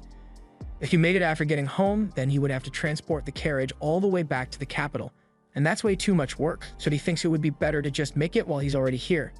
It shouldn't be too hard to find the necessary materials in the capital, but the main problem is that Takumi needs somewhere to begin building, and he doesn't have a workshop in the capital. Thankfully, Payback says he knows the perfect place for Takumi to do all his work, the Palom Company. Takumi later meets with Maria and Sophia to tell them about Payback's proposition for him to work at the Palom Company, and Sophia happens to know a bit about the Palom Company, so she tells Takumi it's one of the more trustworthy slave trading companies in the capital, at least according to what Mulan told her. Payback got permission for Takumi to use one of the Palom Company's old detached buildings, so as soon as the materials arrive, Takumi intends to begin working on the new carriage. However, Sophia refuses to let that happen.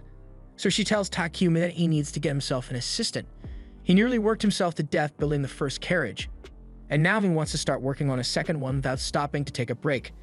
Even a workaholic like him has to realize that he is being reckless with his health, so Sophia asks him to get himself another slave while they are at the Palom Company. Takumi understands that Sophia and Maria are genuinely worried for his well-being, so he agrees to get a new slave, and the next day he meets with the owner of the Palom Company. Takumi tells him that he is looking for a slave to help him with his alchemy, and since Takumi is currently working on a carriage that has various magical elements, Palom assumes Takumi would need a slave who has magical aptitude. While Takumi is having his meeting, Sophia is standing outside, but all of a sudden, Maria comes running up to her in a panic because she can't find Maple anywhere.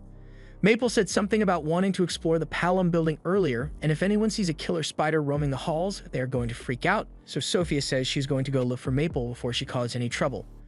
Unfortunately, by the time she finds Maple, she has already scared the soul out of Rava, who was just trying to enjoy her book. Maple apologizes for scaring Rava, and Sophia helps her back to her feet, but as she does so, she notices that the book Rava is carrying is a book about alchemy. She asks Rava if she's interested in alchemy, and she begins telling her about how much she loves studying alchemy. A few minutes later, Rava is brought into the meeting room to meet with Takumi, since Palom suggested her as a good candidate for Takumi's needs.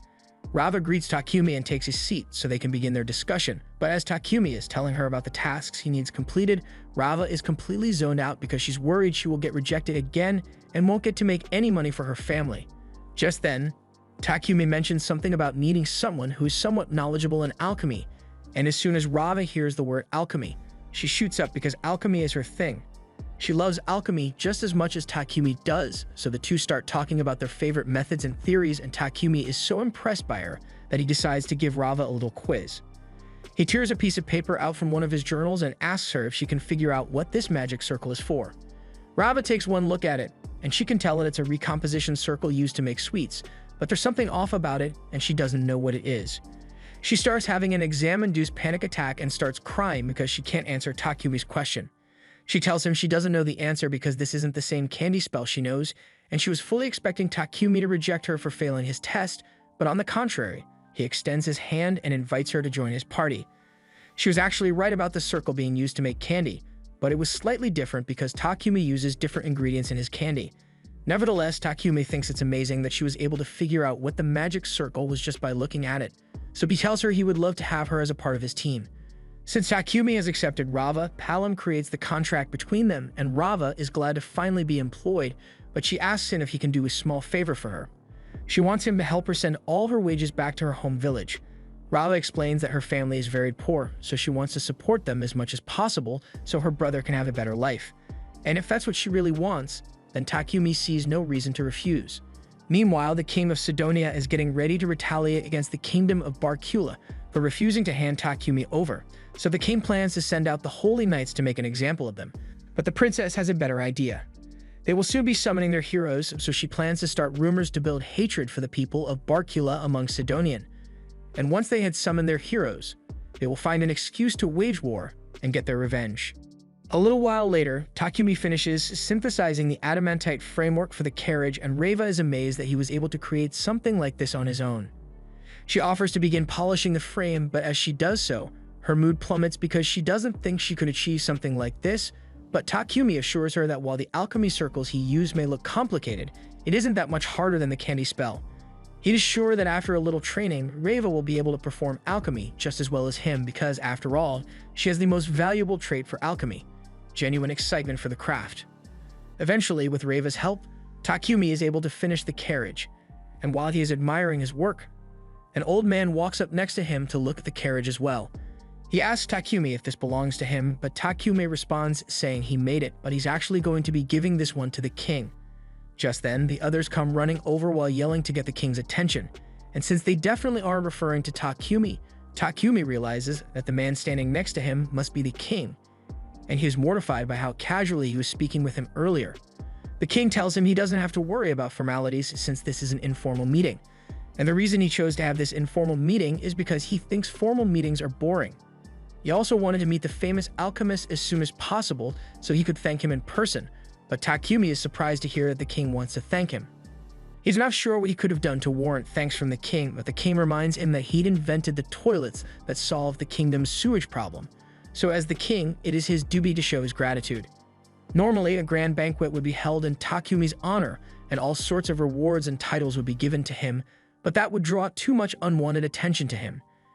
And the king knows Takumi wants to remain anonymous to avoid being targeted by Sidonia. The king seems like a really good guy, and Takumi is grateful that he is so understanding. The king ended up giving Takumi a reward for his toilet invention, and afterwards, the group began their journey home. As they leave, the king watches from his window and he instructs his attendants to make sure no one ever knows that Takumi came here today.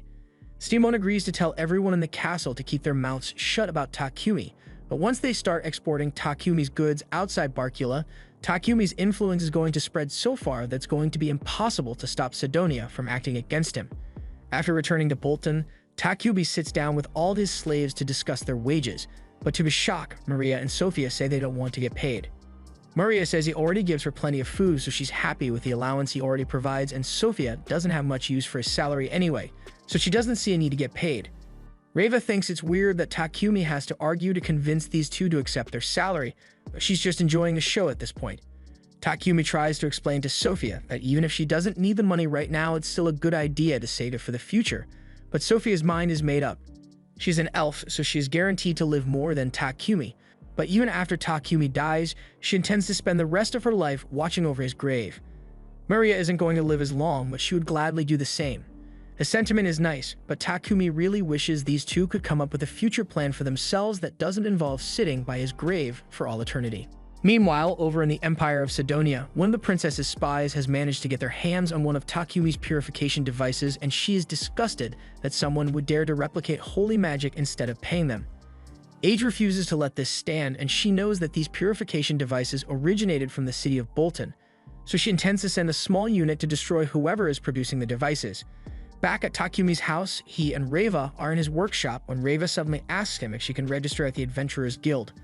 Takumi is surprised by her request, but Reva says she wants to help Takumi as an adventurer as well, just like Maria and Sophia.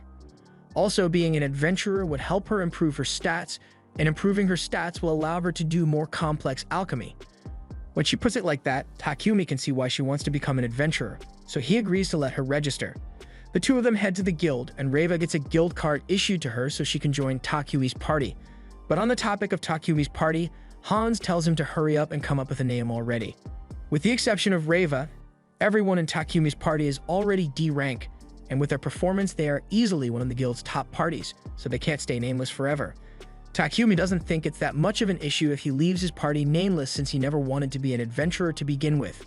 In the first place, his team doesn't have someone to fight on the front lines. Takumi could probably do it if he had a little more training, but he's not really interested in getting stronger.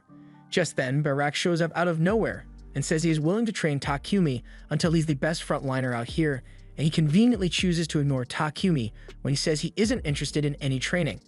Barak proceeds to throw Takumi all across the training grounds while demanding that he think of a name for his party, but between the fear and constant pain, the only names Takumi can come up with are toilet-related, so Barak keeps throwing him around until he can think of something better. Unfortunately, Takumi couldn't think of anything, so by the end of the day, he is covered in bruises and bumps. Maria starts patching him up, so Takumi asks if she has an idea for a party name, but she's even worse at naming things than he is, so she's not going to be much help. Takumi tries asking Sophia if she can think of a good party name, but her mind is a little preoccupied by the blind fury building within her. She can't believe Barak would dare to hurt her master in such a way, and she gets up to head over to the guild right now, because she's ready to throw her hands over this. However, Takumi stops her and says Barak was just training him, and as much as it hurt, Takumi's combat stats did go up quite a bit because of it, so there's no reason to be mad at Barak. 10 months have passed since Takumi got summoned, and the other heroes are currently busy with their training. Yamato's combat prowess has been steadily improving over time, so much so that he is now overpowering the knight in charge of training him. However, Akira sits on the sidelines and mocks Yamato because he thinks Yamato's aggressive fighting style would never work in real combat. Akane reminds Akira that his fighting style is just as aggressive as Yamato's, but Akira says he's the main character, so he is naturally a better swordsman. Anyway, he asks if Akane wants to come back to his room with him for a different kind of training, but Akane ignores him and turns to head back to her room. Ever since they got here, Yamato and Akira seem to have changed for the worse, and she doesn't know why. She has been trying to figure out as much as possible about Sidonia and its goddess Anat to figure out what's going on, but so far all she's found is the doctrine of the Church of Divine Light. Their doctrine preaches absolute human supremacy and treats all demi-humans as slaves, but on the other hand, she managed to learn a bit about the Church of Creation that worships Nolan, and it treats all humans and demi-humans equally. However, Sidonia is dominated by the Church of Divine Light, and if they summon her and the others as heroes to bring world peace, Akane shudders to think about what the royal family here intends to have them do. Back to Takumi, he gives Reva a ring and a staff since she wants to help out with their adventuring. The ring will help her activate magic, and since Reva told him she knows how to use his staff, Takumi made one out of tree and wood and some mithril alloy. Reva is really thankful that Takumi made such wonderful weapons for her, but Maple is starting to get jealous because Takumi never makes weapons for her. However, Takumi did make a weapon for her this time, and he had Reva help him make it, so Maple is thankful to both of them. The next day, Takumi is training with Barak again, and he tries to come up with a name for his party so he can get out of training, but the best he's got is Cat's Claw, and that's just a rip-off of Lion's Fang. So Barak puts him in an abdominal stretch hold. Maria tries to help by suggesting a name, but it's so bad that Barak rejects it and tosses Takumi to the ground. Takumi is getting worried that Sophia might attack Barak if he keeps swinging him around like this, but after seeing the training for herself, Sophia realizes that Takumi is really weak in hand-to-hand combat, so she now thinks the training is necessary. After several hours of being thrown around, Takumi finally gets a break, but just as he's finally getting to relax, Hans asks him if he would like to take on an escort mission. Takumi is hesitant to accept escort missions since they are usually really long, but Barak tells him that with his carriage and camellia, it would only take him 4 days to get there and back. Plus, the request is coming from Papek's company, so he'd be doing Papek a favor if he accepts. Takumi asks if Lion's Fang can do it instead since they usually handle Papek's escort quests, but unfortunately, Lion's Fang is currently out on a separate mission, so they can't do it. Takumi still doesn't want to accept the quest, but everyone else seems to think it'll be a good idea, so he's forced to accept. They begin their journey to the town of Kilgus, and the man they are escorting says he feels a lot more secure knowing that Takumi and his party will be protecting him. He plans to sell some basic necessities as well as the purification devices, but while he's there, Papek also asked him to buy some milk. Takumi is shocked to learn that milk exists in this world since he's never seen any, but it just usually isn't sold in Bolton. Kilgus also has other dairy products like cheese as well, so Takumi is starting to get excited about this trip after all. Once they arrive at the town of Kilgus, Takumi has everyone try cream stew for the first time. As they take their first bite, they all think it's really tasty and unique since they've never tasted anything like it before, but Takumi thinks he could improve this recipe a little, so he says they should buy a lot of cheese and milk before they return home. Luckily, the markets in this town stay open at night, so Takumi can buy as much as he wants right now. That night, they all head out to buy the dairy products, and afterwards, they all sit down together to taste them. Being able to have milk and cheese again has Takumi thinking about his old life in Japan, but he doesn't miss it at all because his life in this world is much more fulfilling than it ever was on Earth. Sophia notices that Takumi is deep in thought, so she asks him if something happened, and he asks her if she ever thinks about returning to her hometown. Sophia says she prefers her current life too much to continue dwelling on the past.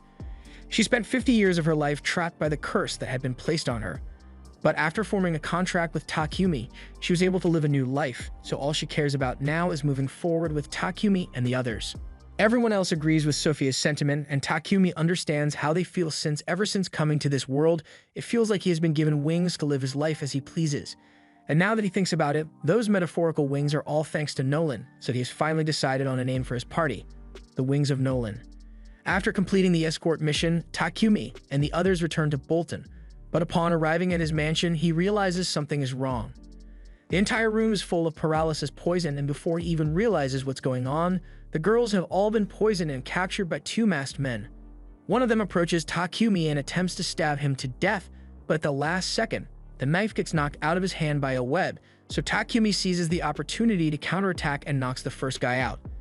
The second guy then tries to attack Takumi, but he is easily able to flip him over and knock him out as well. Now that the threats have been neutralized, Takumi thanks Maple for the assist since she really saved him back there.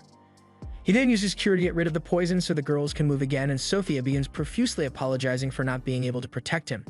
Takumi tells her it's not her fault she couldn't move since only he and Maple have paralysis resistance skills. But speaking of Maple, she asks Takumi what he wants to do with the rest of the intruders she found. She found these guys lurking around the house, so she defeated them and tied them up in her webs, But by the looks of it, this was a planned assassination attempt. Takumi sends Sophia to go get Barak from the guild, and after arriving, he has the assassins taken away.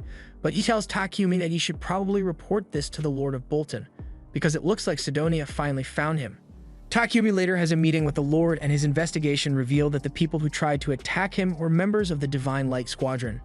They are basically a task force that Sidonia sends out to execute anyone whom they deem to be problematic for the Church of Divine Light. Takumi is horrified that Sidonia is really trying to kill him. He is informed that the reason Sidonia is after his head is because of the purification devices he created. Previously, the kingdom had to rely on priests to use holy magic to purify the sewers. The priests of the Church of Creation and the Church of Divine Light used to take turns doing it, and while the Church of Creation did it for free, the Church of Divine Light always charged large fees. But now, with Takumi's invention, priests aren't needed for purification anymore, so Takumi pretty much cost the Church of Divine Light a huge portion of their revenue. Takumi asks if he needs to go into hiding or maybe leave the nation, but he is told that he will be safest if he remains here in Bolton, since this nation has many followers of the Church of Creation. So it will be hard for the Church of Divine Light to exert their influence here. And as an extra precaution, they are going to increase the number of patrols for the Knights and City Guard to prevent more Divine Light assassins from showing up. That takes care of the city's security, but Barak says they still need to worry about Takumi's safety while he's out on adventuring missions. Takumi turns to him and says he actually intends to suspend his adventuring for now given the circumstances, but Barak refuses to accept that. Takumi's party is one of the top 5 in the guild, so it would hurt the guild's metrics if he stopped adventuring. And the guild's metrics are way more important to Barak than Takumi's life being in danger. Sophia adds to this, saying she will protect Takumi even if it costs her life, so she wants to keep adventuring with him. Takumi is too much of a pushover to refuse either of them, so he ends up agreeing to continue being an adventurer. But as the 3 of them head back to the guild, Takumi takes a moment to think. It is clear that Sidonia is after his life, but because of him, his friends were put in danger last night and he needs to do something if he is going to keep them safe. Once they get to the guild, Takumi and Sophia meet with Hans, so they can finally register their party name, but before they leave, Hans warns Takumi that he needs to be careful. Rumors about the attack on him have already begun to spread, and there are also rumors that a huge bounty has been placed on Takumi's head, so there's a chance that some of the adventurers here might try to attack him. Later that night, Takumi returns home and tells everyone the bad news. Maria is upset after hearing everything, because it means there's a high chance that more people will attack them again. Takumi apologizes to all of them since they are in danger because of him, but they tell him there's no need to be sorry because they all chose to stick by his side no matter what. Besides, they are strong enough to handle anyone who tries to attack them again. Takumi is glad he has the girls to support him, but he is still a little worried, so he has been thinking of creating a magical device to raise a barrier around his house. That way, no attackers would ever be able to get close to him or the girls while they are at home. But he still needs to worry about their safety while they are out on adventures, so Sophia suggests he should find someone to act as their party's tank. Takumi agrees, but he has no idea where to start looking for one, so Sophia tells him that there are a lot of adventurers who are solo, so they could probably find someone in no time. But there's no guarantee that they'd be trustworthy, so Takumi intends to go looking for another slave instead. Everyone goes to bed for the night while the knights stand guard outside the mansion, but Takumi stays up all night working on his barrier device. The next morning, he calls Reva outside to help him with the alchemy, but surprisingly, Sophia comes over as well and says she wants to help. Takumi is happy to have an extra set of hands, so he agrees to let Sophia help and asks her to etch this magic circle into one of the metal plates he brought out. Once that's done, Takumi begins pouring some magic powder on the metal sheet, and while he does this, Sophia asks him if he managed to get any sleep last night. Takumi admits that he stayed up all night because he was thinking about defensive measures for the future, and speaking of defensive measures, it looks like Maple is training with Camellia. They are practicing Camellia's ram attacks against some fake golems, but now that Reva thinks about it, golems fall under alchemy, so if Takumi were able to make one, it would be perfect to act as their party's tank. Unfortunately, golems require magic circles to be engraved into their control core, and that's still too complex for Takumi to do, so he can't try making one. He would need his mana manipulation skill to level up a lot for him to even attempt it. But for now, he just wants to focus on finishing up the barrier, so he begins casting a spell to bind the spell to the metal plates, and once he's done, all that's left is to place them on the house. All of a sudden, Takumi gets a notification that his mana manipulation skill has been maxed out and evolved into spell control, so maybe he can attempt the golem creation after all. Meanwhile, in Sidonia, The king has just been informed that the Divine Light Squadron was captured. The king is shocked to hear that not only did the Divine Squadron fail to kill their target, but they were also captured. By now, the kingdom of Barcula must have interrogated the assassins and found out that Sidonia was behind it, so this matter has become a lot more troublesome than he had anticipated. Elizabeth suggests to the king that they should put a hold on any further attacks on Barcula for now and instead focus on completing their other mission regarding the summoning circle. The king thinks she's right, so he asks Homer for a progress report on the ruined magic circles they found. Homer replies, telling the king that he was unable to analyze the circle completely, but it seems to be functional regardless, so they just need to wait for it to accumulate enough magic power to be activated. Meaning it should take about 2 months before they can finally summon their heroes. Back at Takumi's house, he has just finished his first attempt at a golem, and it was a total failure. Creating multi-layered magic circles for the core is a lot harder than he thought it would be, so he's probably going to have to level up even more before he can handle it. Maple asks him why he even wants to make a golem in the first place, because he already has all of them, and they are really strong, but Takumi thinks it would be nice to have a golem to guard the house at all times, even when they go on adventures together. If that's the case, Maple asks why he doesn't just go find a natural golem and tame it, and that's actually a brilliant idea, so Takumi immediately starts making plans to do exactly that.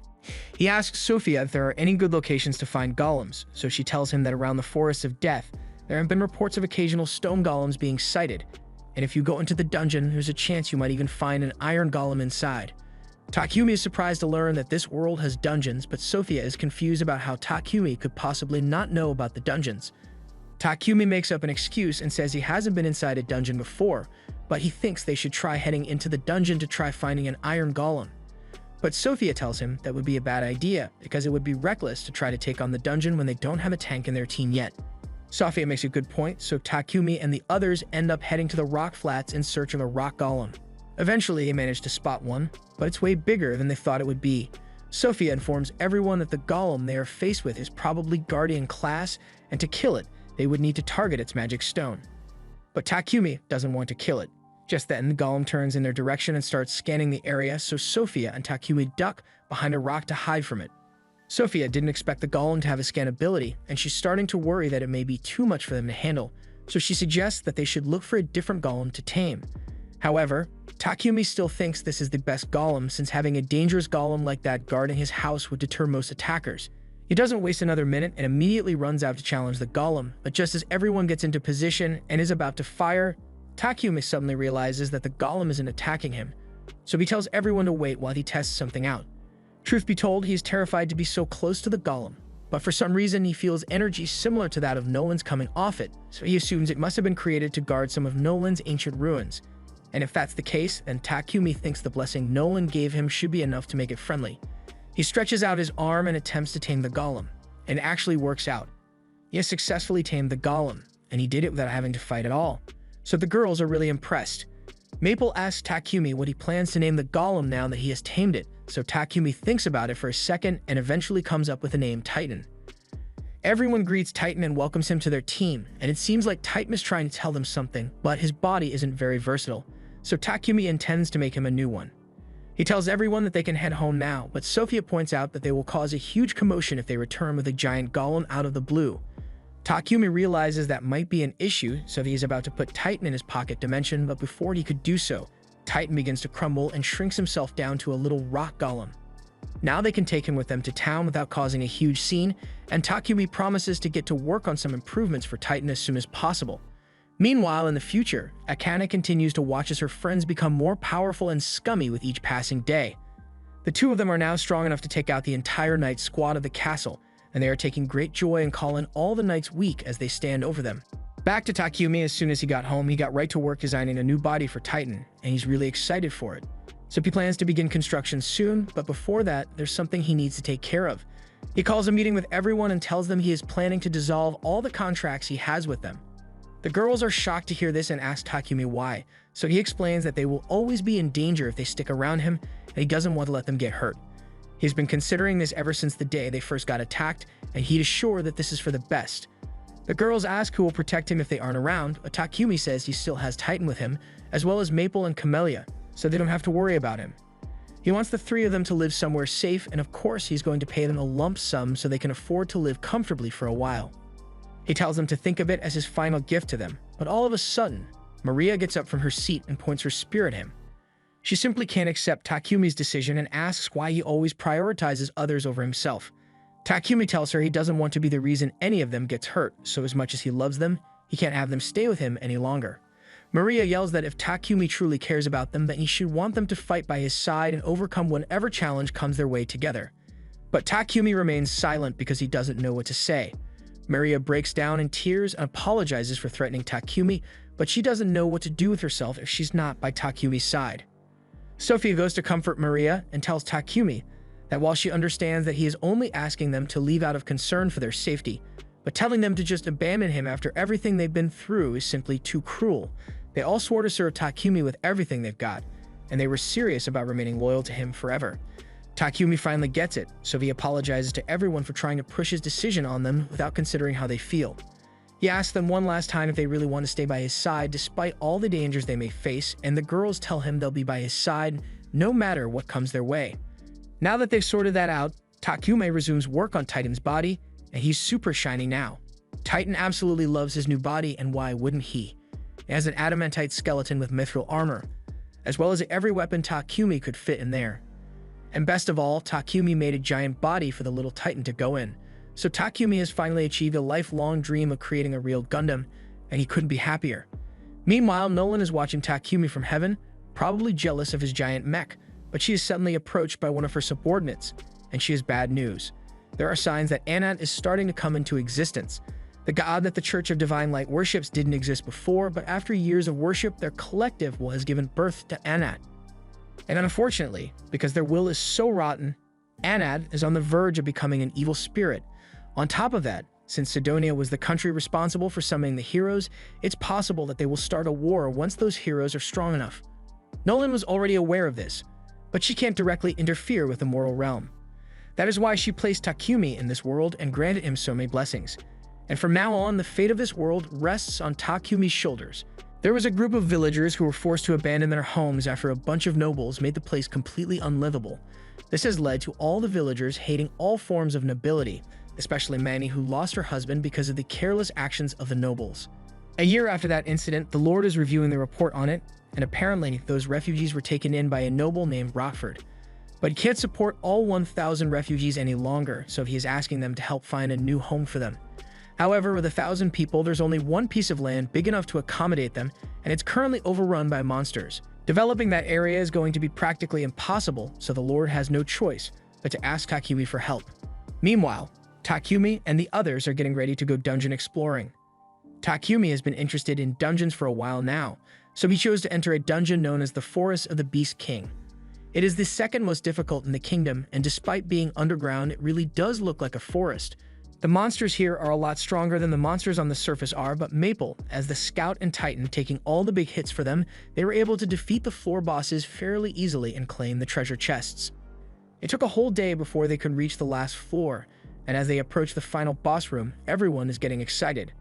Sophia is just glad that they managed to make it this far without suffering any real damage, and Takumi says it's because they got lucky and didn't fall for any traps. But just as he says this, he accidentally steps on a trap in the floor, sending a massive boulder right at them. Takumi yells for everyone to retreat, so they all start running until they make it to a room that's too small for the boulder to get in. All of a sudden, the door they came in through closes behind them, so now they have no choice but to follow this path. Eventually, they arrive at a large room, and Takumi is starting to get the feeling that they were lured here, and it turns out that he was right because the final boss soon appears, and it's an S-rank rock dragon. Takumi really wishes he had brought the giant Titan mech with him, but he didn't, so as the dragon strikes at them, Takumi tells everyone to run. They won't have a chance to attack if they don't stop the dragon's tail from moving, so Takumi asks Titan and Maple to try and pin it down for a few seconds. Titan understands, so he grabs the dragon's tail to hold it in place while Maple uses her webs to stick it to the ground. And with the dragon's tail trapped, Sophia runs up to it and starts stabbing. The dragon screams out in pain, so everyone uses the opportunity to hit it with all the magic they've got, but it's still not enough to bring it down.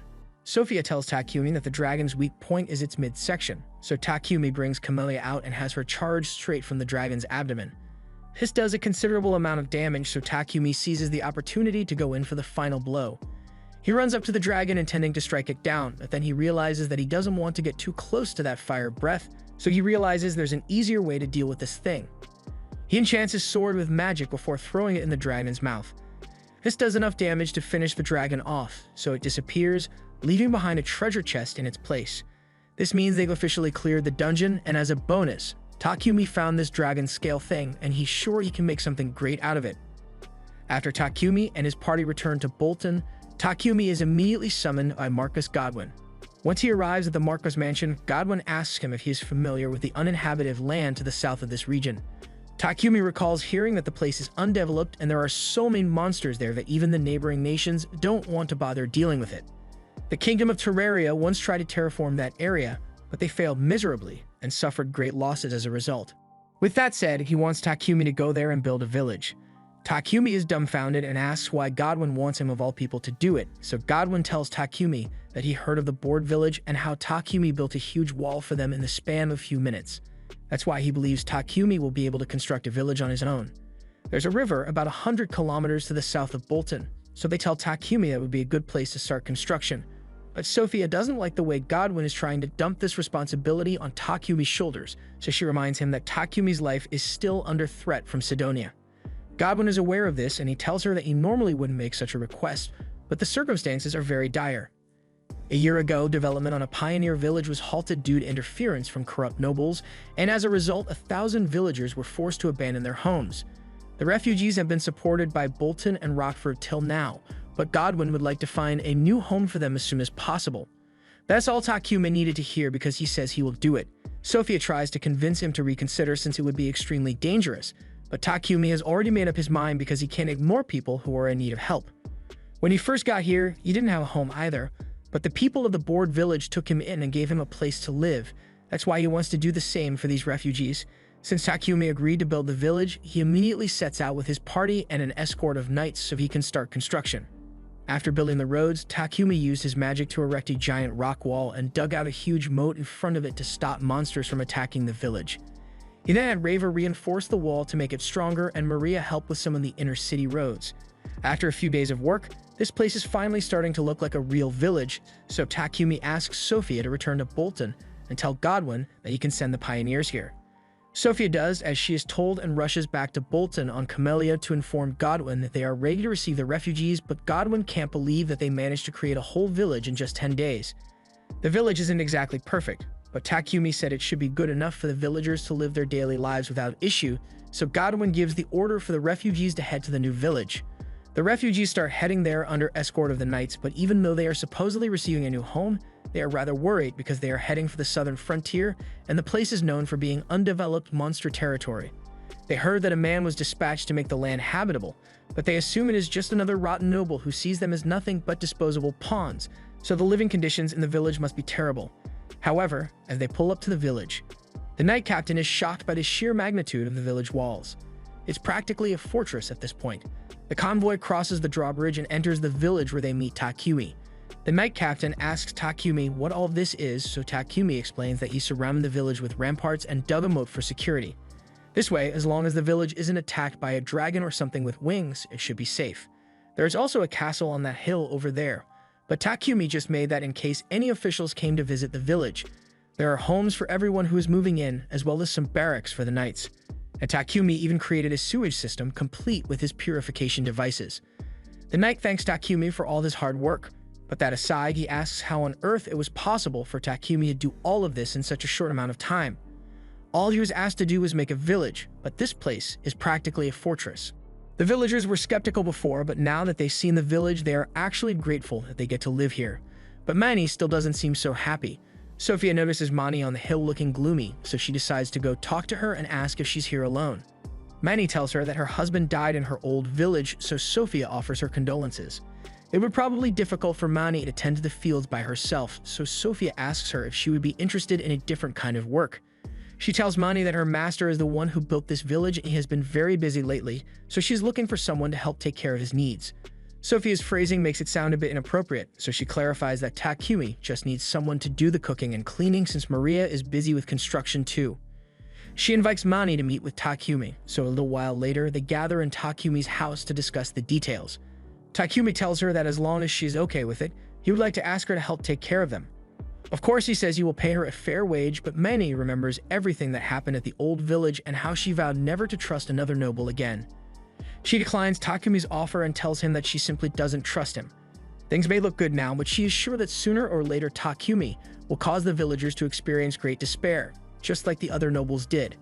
Maria tries to convince Mani that Takumi isn't like that, but if Mani doesn't want to take the job, Takumi doesn't intend to bother her any longer. Mani then leaves Takumi's room, and as she is walking away, she thinks to herself that she might have messed up by speaking to Takumi like that. Regardless of whether he is trustworthy or not, he did build this village, so now that she has disrespected him, there's no way he would allow her to stay in his village, so she starts leaving.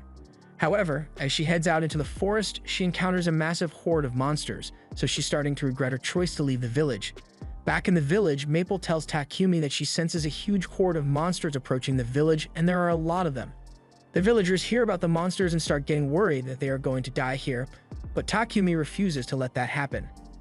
He approaches the Knight Captain and tells him to raise all the drawbridges so none of the monsters can get into the city. From what Maple told him, there aren't any flying monsters nearby, so the villagers should be safe inside while Takumi and the others deal with the monsters. Meanwhile, outside, Mani is sprinting back to the city to get away from the monster, but to her dismay, she sees that they have already raised the drawbridge, so there's no way for her to get to safety now. The villagers inside realize that they haven't seen Mani in a while, and now that they mention it, the Knight Captain recalls seeing Mani leave the city gates a while ago, so it's possible she might still be outside, and if that's the case, then she's in serious danger. Takumi refuses to let any of the villagers get hurt, so he vows to bring her back safely and flies over the walls on Titan. Mani has just been cornered by two bush wolves, and there's no way she can outrun them, so she accepts her fate and resigns herself to dying here. But before the wolves could get to her, Takumi managed to swoop in and save her at the last second. He then gets her to safety and slashes the two wolves in half, so he tells Mani she can relax now. Mani is still worried and tells Takumi that there are a lot more wolves in the area, but Takumi tells her that shouldn't be a problem since his friends are taking care of it. And sure enough, Sophia and the others soon return to tell Takumi that they killed all the monsters in the area, so there's no need to worry. He was serious when he said he wouldn't let anything hurt the villagers living here. Mani now realizes she was horribly wrong about Takumi. He is nothing like the other nobles she has met, so she apologizes to him for her rude behavior before and asks if he would still be willing to hire her as his maid. Takumi smiles and says he would love to have her, and everyone else welcomes her to the team.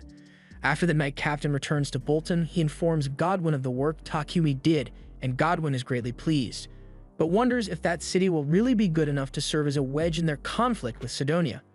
Over in Sidonia, the king receives a report that a fortress with sturdy walls has been erected in the undeveloped land near Barcula. The king is surprised to hear that someone managed to build a fortress there so quickly, and he is even more surprised to learn that this was the work of the same alchemist that has been causing problems for Sidonia. The king is greatly irritated, but Elizabeth shows up and tells him that there's no need to worry, because they will soon make Barcula regret going against them. The summoning circle they found has finally gathered enough mana, so they can now summon the heroes. As the summoning is carried out, an expansive wave of mana washes over the entire land all the way up to the village where Takumi and the others are having lunch. They sense some very unpleasant mana wash over them, so they all feel like something bad just happened. And this reminds Takumi of the fact that it has been 1 year since he arrived here. He remembers that Nolan told him she sent him 1 year into the past from when he and the heroes were summoned, so that must mean the other heroes have arrived. And knowing what he does about Sidonia, this can't be good. 3 months after the heroes were summoned, they had all reached A rank, so Nolan anticipates that Sidonia will be making its move soon, and just as expected, Elizabeth tells the heroes that she has an announcement to make. She tells them that the time has finally come to introduce the world to its new heroes, so she's going to be taking them all over the continent so they can display their power. Ahira and Yamato seem thrilled by the idea of going out into the world and being hailed as heroes, but Akane, on the other hand, isn't so keen on it. However, she still plays along with the others and pretends that she's excited so Elizabeth and the king won't realize that she's suspicious of them. Meanwhile, on Takumi's end, the village he built has now been named Wedgefort, and it is thriving as merchants and craftsmen move in to start their business. Meanwhile, in the forest outside the village, Sophia is busy slaying monsters, and after she cuts one in half, she is called out to by Maple. She shows Sophia the monster she captured because she has never seen anything like it before, but Sophia immediately recognizes it as a bush lizard, and she's starting to grow worried because the monsters in this area keep growing stronger. She reports this to the others, so everyone offers to help her handle the exterminations, but Sophia tells them that won't be necessary since she can still handle it on her own. The only reason she's worried is because it's strange that the monsters suddenly started getting stronger all of a sudden. She believes that the monsters are being forced out of their natural habitats for some reason, and while she has no way to prove this, she thinks that mana fluctuation they felt 3 months ago might have something to do with it. After all, if it was strong enough to get their attention, then it must have had some sort of effect on the monsters in the area as well. Takumi recalls what Nolan told him about the heroes being summoned, so he knows he needs to be careful, but at the same time he doesn't know what to expect. Later that evening, the Knight Captain tells Takumi that Baraka is requesting his return because he has a quest for him, so Takumi agrees to head back soon. But first, he asks the Knight if anything interesting happened in Bolton while he was gone. The Knight tells him that nothing has changed, but there's a rumor going around that 3 heroes have appeared in the Empire of Sidonia. After hearing the news, everyone gathers to talk about the implications of heroes being summoned in Sidonia. Since the others don't know the truth behind the heroes summoning, Maria assumes Nolan must have summoned the heroes to Sidonia in order to correct Sidonia's evil deeds. But Takumi knows that's not the case. Sidonia is still every bit as rotten as they were when they tried to kill him, so all he can hope is that the heroes who got summoned turn out to be good people. Unfortunately, that couldn't be further from reality because Akira and Yamato are certified scumbags now.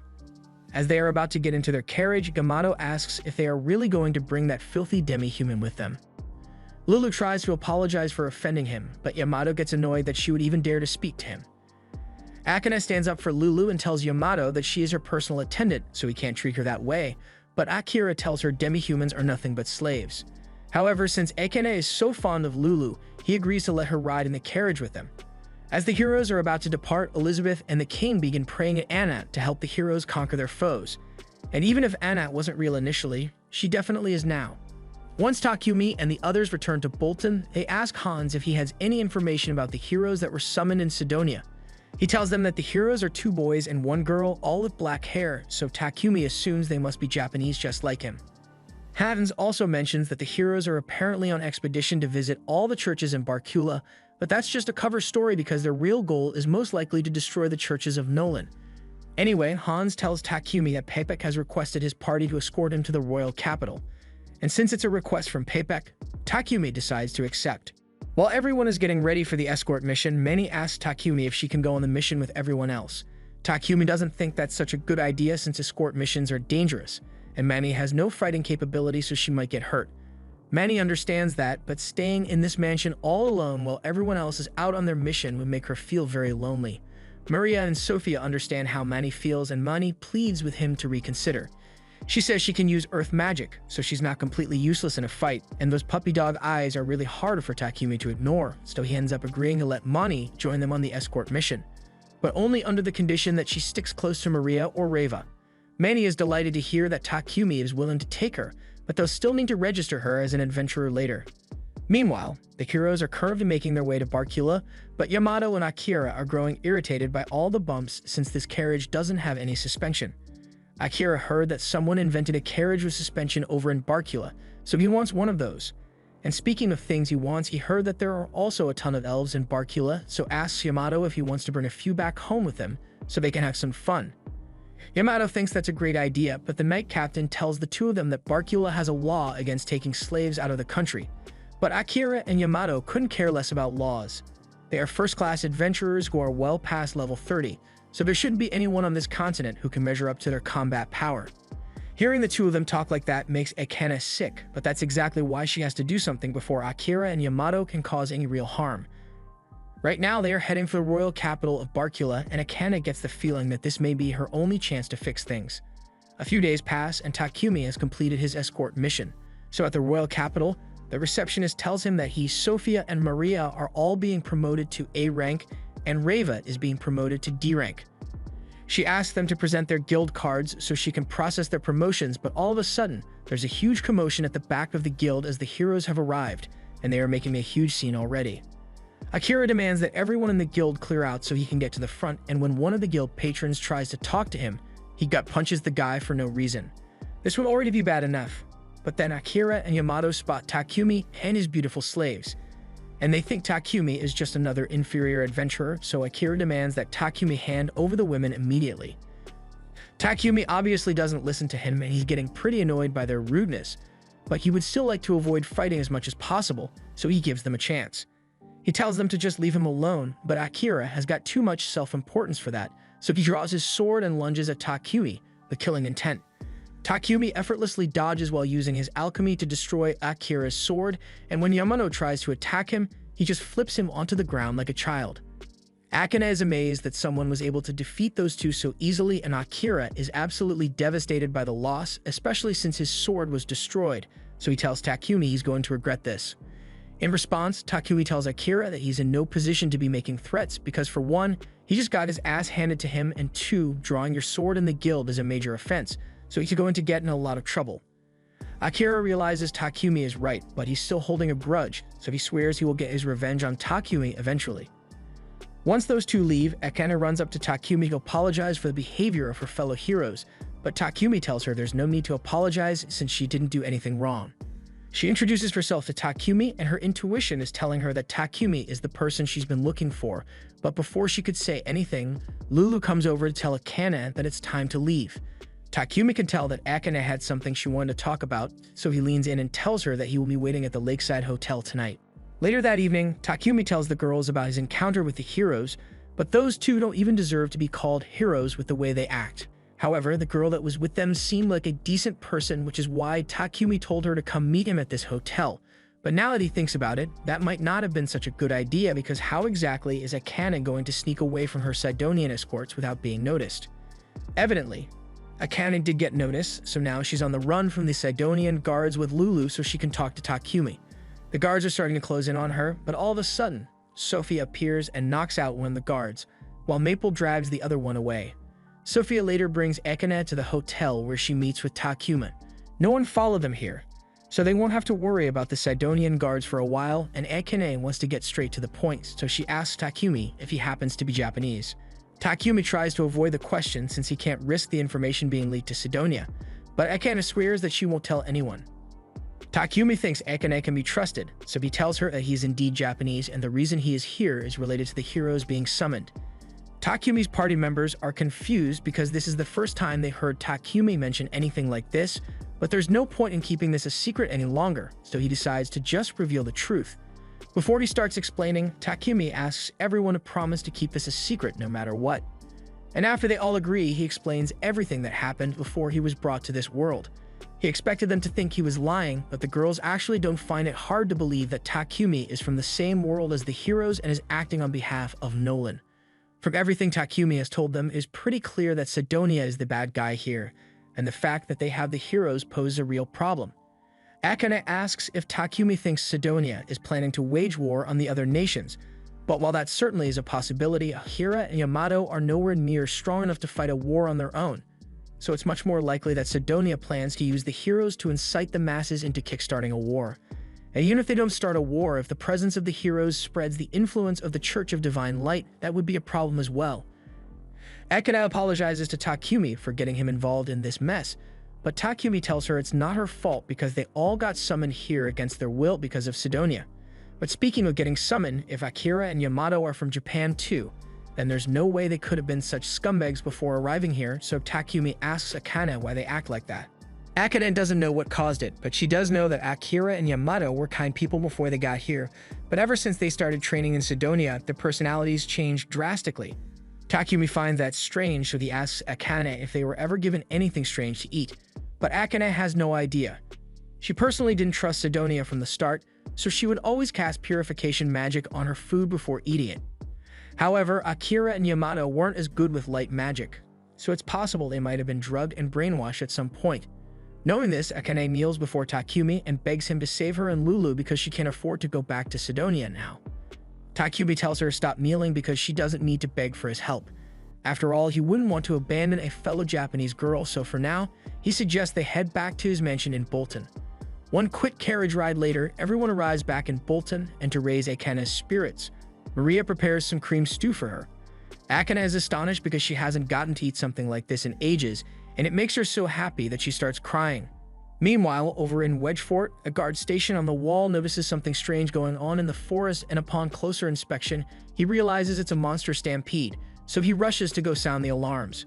Meanwhile, back at Takumi's house, Akane and Lulu have gone to bed for the night, and Takumi is busy in his workshop with Reiva. He plans to talk to the king about Akane and Lulu later, but for now they'll be safe in his mansion. And in the meantime, there's something he wants to do, so he asks all the girls to gather around. Once everyone is here, Takumi tells them that he is going to be dissolving everyone's slave contracts effective immediately. The girls are all heartbroken because they think Takumi is trying to abandon them again, but he tells them that's not what he meant. He's about to face more danger than ever before, and he knows the girls are willing to stick by his side through it all, so he doesn't want them to be bound by slave contracts anymore. He wants all of them to stand as equals to him, so they can truly call themselves a family. After Takumi dispels the slave contracts, he gets back to work in his workshop and finishes up 2 legendary swords he had been working on. But before he could even test the blades, he receives a notice from the guild telling him there's an emergency in Wedge Fort, and when he reads the details, he is horrified by how bad it is. This was the end of episode 11. Subscribe to not miss the next part.